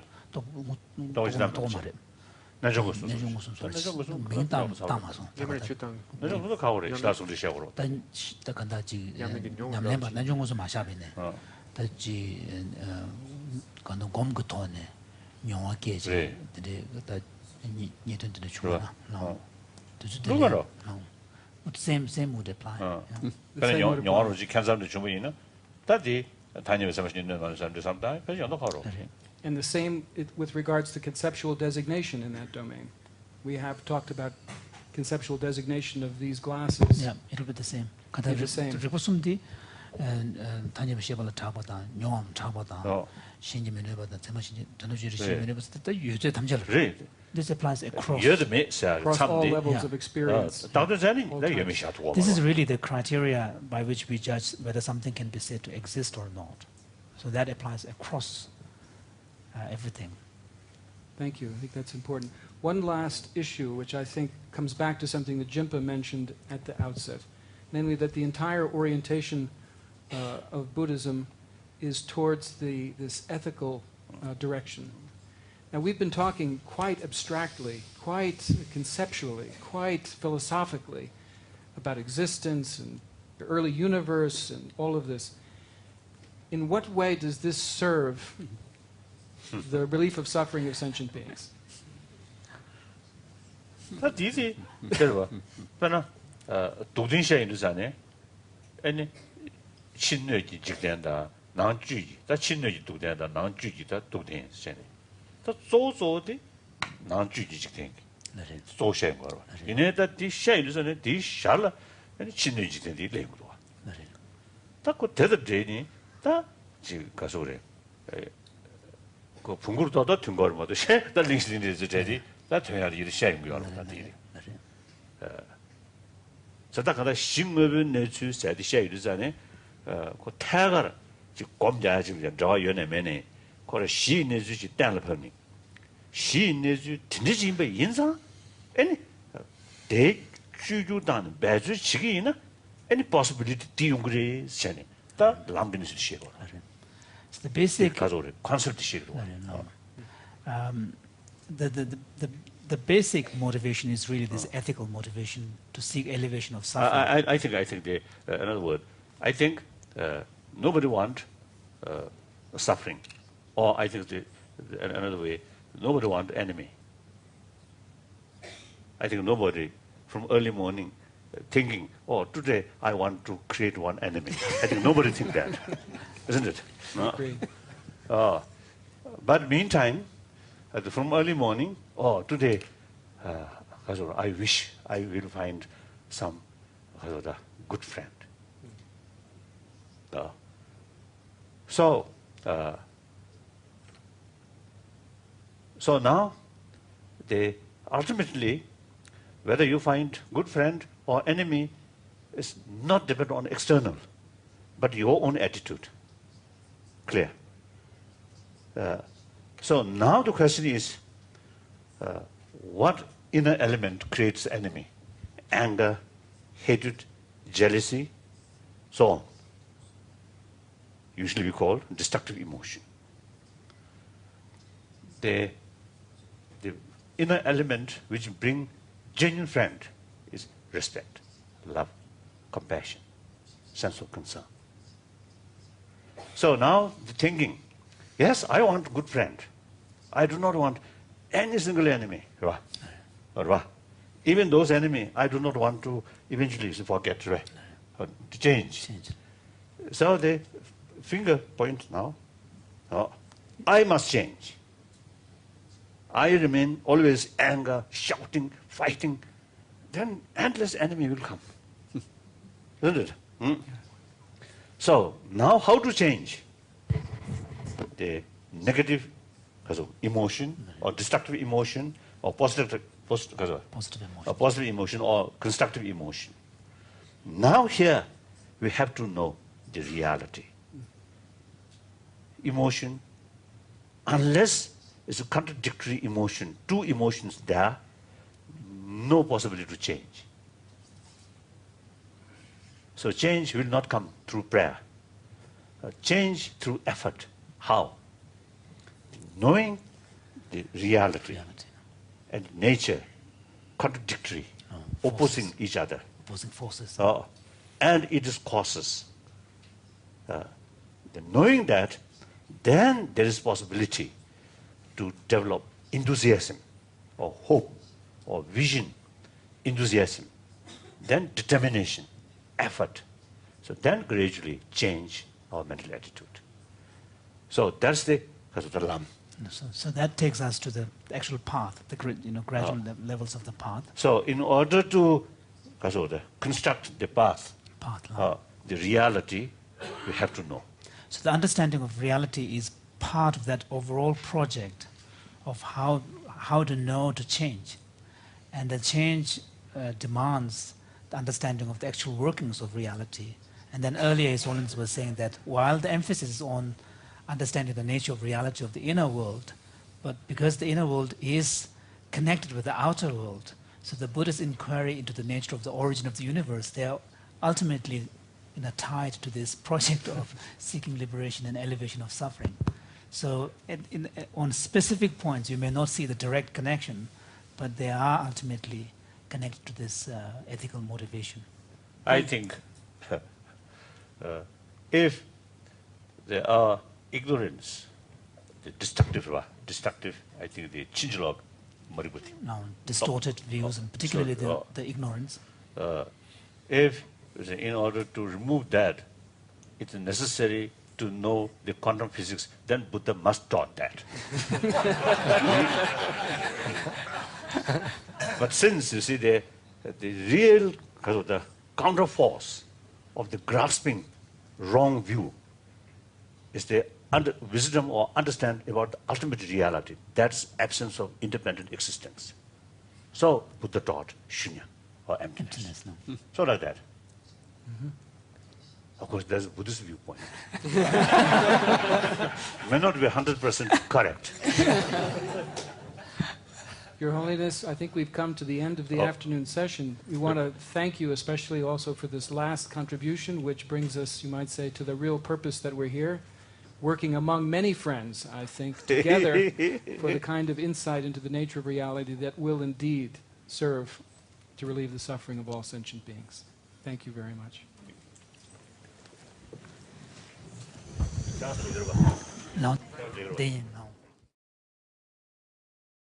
This afternoon we're going to turn our attention from the very small individual particles of the universe, namely the quanta that we talked about yesterday afternoon and this morning with Anton Zeilinger. We'll be turning our attention to the largest features of the universe, right? From the atom to the cosmos. And we're going to be telling that story of the cosmos George Greenstein, who's a colleague of mine at Amherst College, who you know from 1997 meeting when he was here also with you and presenting on similar themes. We're going to be coming back to those themes because they seem to pose such important questions and issues, specifically around the beginnings of the universe, the questions of beginnings in Buddhist cosmology, and the differences that we often find between Buddhist cosmology and Western thinking concerning the origins of the universe.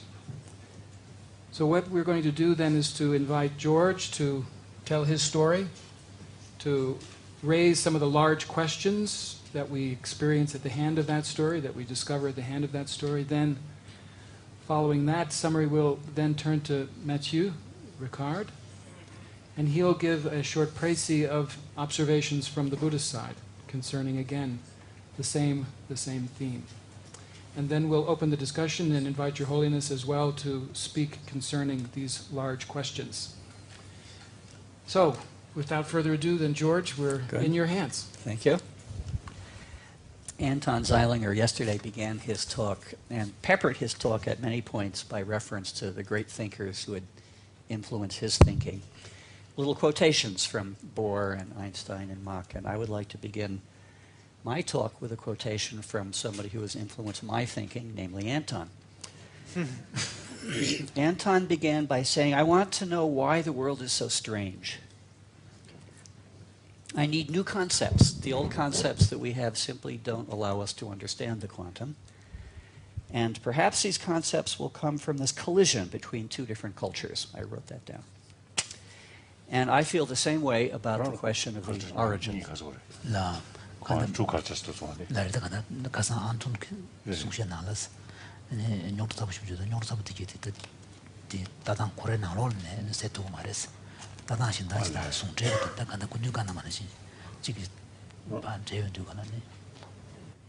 The two ways of thought being the scientific way and the Buddhist way. When thinking about the origin of the universe, we have a lot of facts that we know, but they lead us to a gigantic question, which is a scientific question, but it was also a question that takes us beyond how I know how to think. And I think it's a question that takes all scientists beyond how they know how to think. So what we need is a new way to think. So perhaps out of this conversation, some new way to think will emerge. So I thought I'd begin just by describing what we know about the origin of the universe. It's completely not well understood. The origin of the universe is not well understood. I don't understand. There it is. It's not well understood. But we have evidence. And we have several kinds of evidence. One piece of evidence is we have evidence that the universe is expanding. And the second piece of evidence that I'm emphasizing right here is that the universe was once compact and hot. A little background. When you go out at night and look at the sky, everything that you see is contained in our galaxy. This is a picture, a photograph through an astronomical telescope of a galaxy. A galaxy's all stars, all moons, all planets, all comets, everything we could see with the naked eye, and more than that, is a member of our own galaxy. There are other galaxies. Galaxies are extremely large. They are 100,000. There are something like 100 billion stars contained in a galaxy. A galaxy is around 100,000 light years across. That means it takes a ray of light 100,000 years to cross a galaxy. For comparison, it takes light year. For comparison, it takes a ray of light a tiny fraction of a second to circle around the Earth. It takes around 1 second to go to the moon. It takes around 8 minutes to go to the sun, but 100,000 years to cross from one end to another of our galaxy. And as you can see, these galaxies, the stars seem to be organized in these very pretty spiral patterns. So what I'm talking about is galaxies. Galaxies seem to be the fundamental unit that we are speaking about when we're speaking of the expansion of the universe.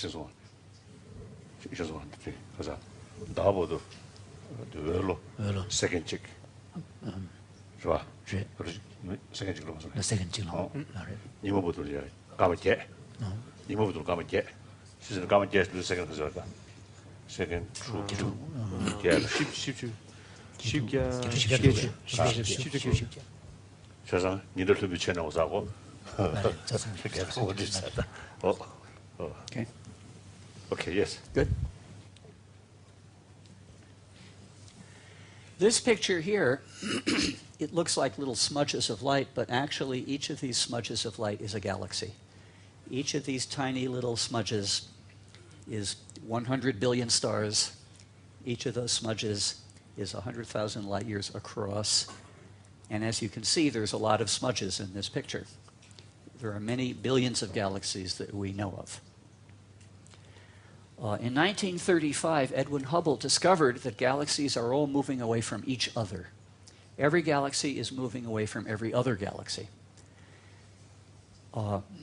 If they had been moving at a steady rate, we can calculate how long ago they were closer together. And the answer is 15 billion years ago. 15 billion years ago, the galaxies were all jammed together if they've been moving steadily.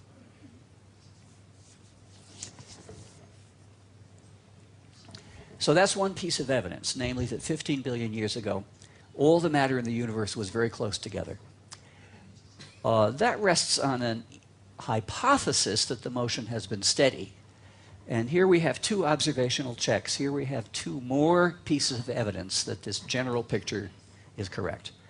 We have two pieces of evidence that the universe used to be extremely dense, compacted, but also that it was very hot. The first piece of evidence is the remnant of the heat radiation from the hot, compressed universe. Anything that is hot emits light. A flame emits light because it is hot. These lights up here emit light because they are hot. And if the universe had been hot, then it would have emitted light. And we've detected that light.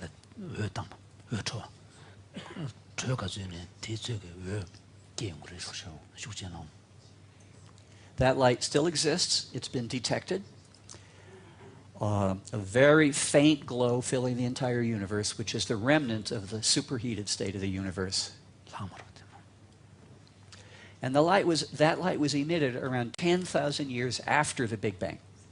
The Big Bang was this original state of extreme compression. So that light is evidence. The fact that we have detected that light is evidence that we understand all the way back in time till around 100,000 years after the Big Bang. Our general ideas seem to be correct. They are confirmed by observation, starting around 100,000 years after the Big Bang. We also have evidence, a different kind of evidence, that we understand what the universe was like 10 minutes after the Big Bang. And this comes from the fact that 10 minutes after the Big Bang, the universe was so hot that nuclear reactions took place. And these nuclear reactions created certain of the chemical elements. And they created, and we can, if our ideas are correct, we can predict how many of these chemical elements were created. And then when we go out and observe the universe, that's exactly how many chemical elements we find. This evidence specifically refers to the one single element, helium. Helium seems to have been created during the first 10 minutes of the Big Bang. So these three pieces of evidence, first that the universe is expanding now, second, Big Bang change come Big Bang explode. But you mentioned that the helium exists after 10 minutes after the Big Bang. But Big Bang itself, it's an explosion? Immense heat. Immense heat. Wouldn't you say Yes. there is an immense heat there? immense heat and very highly compressed. So the helium doesn't exist at that time? It was created at that time. Yeah, it was created. At 10 minutes. At 10 minutes. Mm-hmm. Prior to 10 minutes, there was no helium. After 10 minutes, it was created, not created, it was synthesized the way by reactions. Yeah. Reactions. It was not creation out of nothing. Right. Yes. So 3 pieces of evidence, just to repeat. The universe is expanding now. In the past, it was very dense and very hot, and at 100,000 years ago, and at 10 minutes at 100,000 years after the Big Bang, we know it was very dense and very hot. At 10 minutes after the Big Bang, we know it was even denser and even hotter. These are the three pieces of evidence we have. But we also have a theory, and that theory is Einstein's theory of the Big Bang. This is part of his theory of relativity. Einstein's theory of relativity has been extensively tested experimentally, but this element of his theory has not been tested experimentally. So if we believe Einstein's, so what I'm going to tell you now is what Einstein's theory says about this hot compressed universe.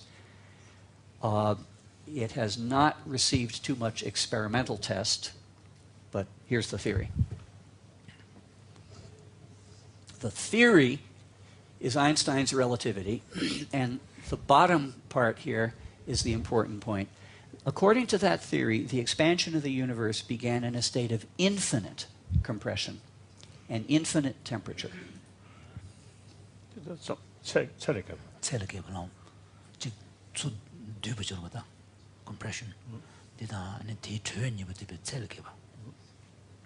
Now we call that state the Big Bang. It doesn't mean anything, it's simply a phrase we use to describe it. Infinite compression, that means that all matter, every speck of matter that existed occupied exactly the same space, and there was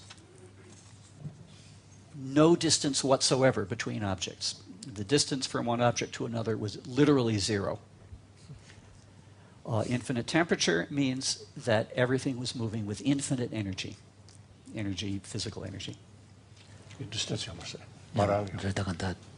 compression slabda sama 공부질 디데로 공부질 디데여자 고사 찍는 것마도 그 수진 그 탐제 공부질디 그 유유 고사 찍는 것마도 펜션 그 시중 계시거든. 그 벤칭에 봐. 그 시중 계시거래 봐. What size 계셔요 봐. So can we speak about the size of this compression that causes the Big Bang? The size of the space occupied by all matter. Is there a size or is it zero? It is. The size is zero. So you cannot really talk about the spatial location of this. That's right. That's right. Mm-hmm. It is this stopped, contracted to another bounce, and this way endlessly. An endless series of cycles. Like that. A fourth possibility, that nothing existed at all before the Big Bang. Nothing in the sense of, well, nothing existed.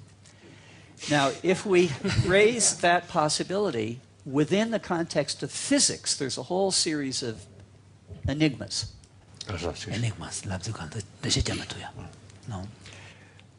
For example, if we hypothesize the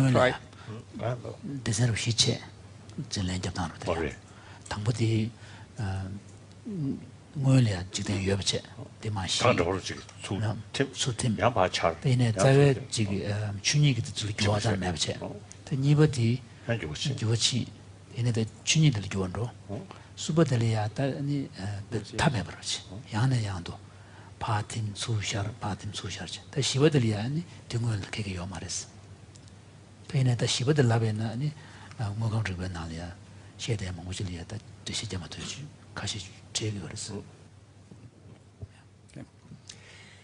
The fourth possibility is that nothing existed prior to the Big Bang, and within the context of physics, there's a whole lot of questions about that. Here's one question. Do the laws of nature exist if nature doesn't exist? For example, Newton's theory of gravity, Newton's law of gravitational attraction, says that any two objects attract each other with a certain force. Was that true if there were no objects? Einstein says that the speed of light is constant. Was that true if there was no light? Thermodynamics says that energy is conserved. Was that true if there was no energy? Did time exist prior to the Big Bang? I don't happen to understand time, but what naive understanding I have of time is that it refers to the passage of events, but if there were no events, was there time? I also don't understand space, but it has to do with how far away I am from Arthur. But if I don't exist and Arthur doesn't exist and nothing else exists, then did space exist? So all of these speculations lead to the idea that if the Big Bang was creation, it was not just the creation of matter, it was the creation of laws and concepts of time and space, laws of physics. So if we really... No. Can you define what you mean by concepts? Laws of nature. Laws of nature. Kind of concepts like the dog member chair. That been two said them to check two down to get in Kawashaku. But I also mean time and space. If time did not exist, then why am I worried about what came before the Big Bang? Before has no meaning. And so now I would ask you to instruct me, because right here we completely run out of understanding. Now there is one technical possible solution to this problem, which is that all of this is based on Einstein's theory of relativity, and Einstein's theory of relativity does not include quantum mechanics. It does not include the insights of quantum mechanics.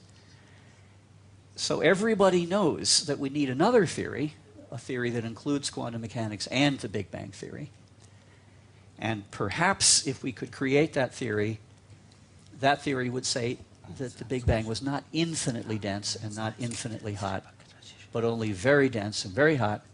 And that theory might tell us what came before the Big Bang. But people have known about this possibility for 75 years now. Infinity, that's the hard part. But let me just keep going. So what caused the Big Bang? What came before the Big Bang? Oh, the theory, yes. Was the Big Bang creation? Or was it simply a stage in the evolution of the universe? Did the universe exist prior to the Big Bang and pass through this state and then come into the current state? Or was the universe created at that instant? These are the questions. And the answer to the questions is we don't know. And I'm going to talk...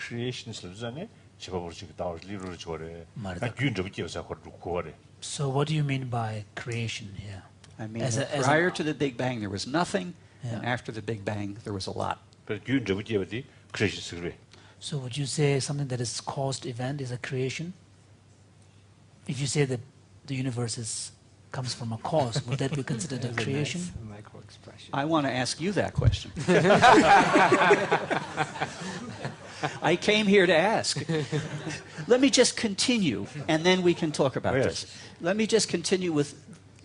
there are a few more things we can say.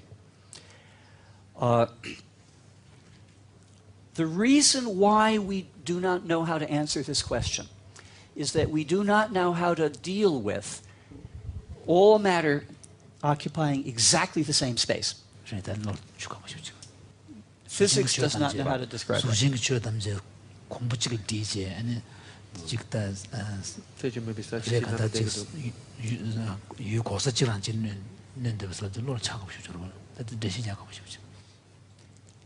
And we also do not know how to deal with all matter having infinite energy.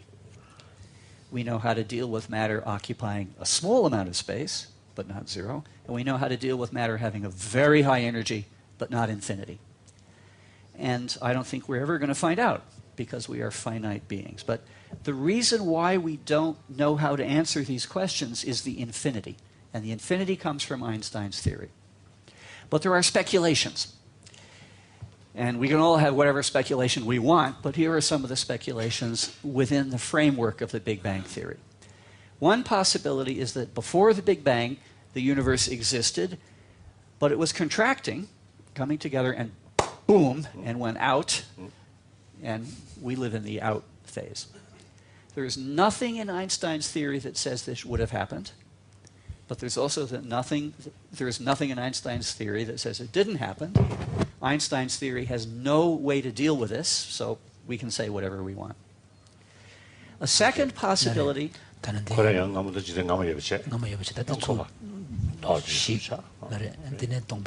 아 소리네. 디샤비는 아인슈타인 그랬다. 안창 티르 돈다 대화잖아요 말이스. 안창 티르 그 돈에 텔 잡혀요 말이스. and 안창 티르 그 돈에 텔 뇌제게요 말이스. this that kind of speculation around 마도. Second possibility. The universe existed, it was contracting to this state of infinity, and at that instant all the laws of nature changed. And then it expanded outward again. There are some theories of physics that what we call the immutable laws of nature are actually not immutable, that they can change.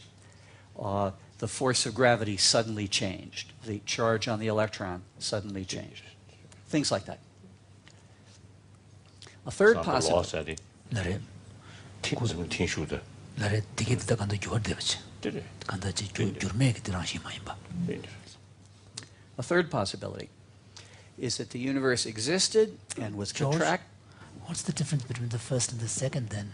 In the first, the laws of physics did not change, and Oh, in the okay. second, the laws of physics did change. Okay, that's the difference. Okay.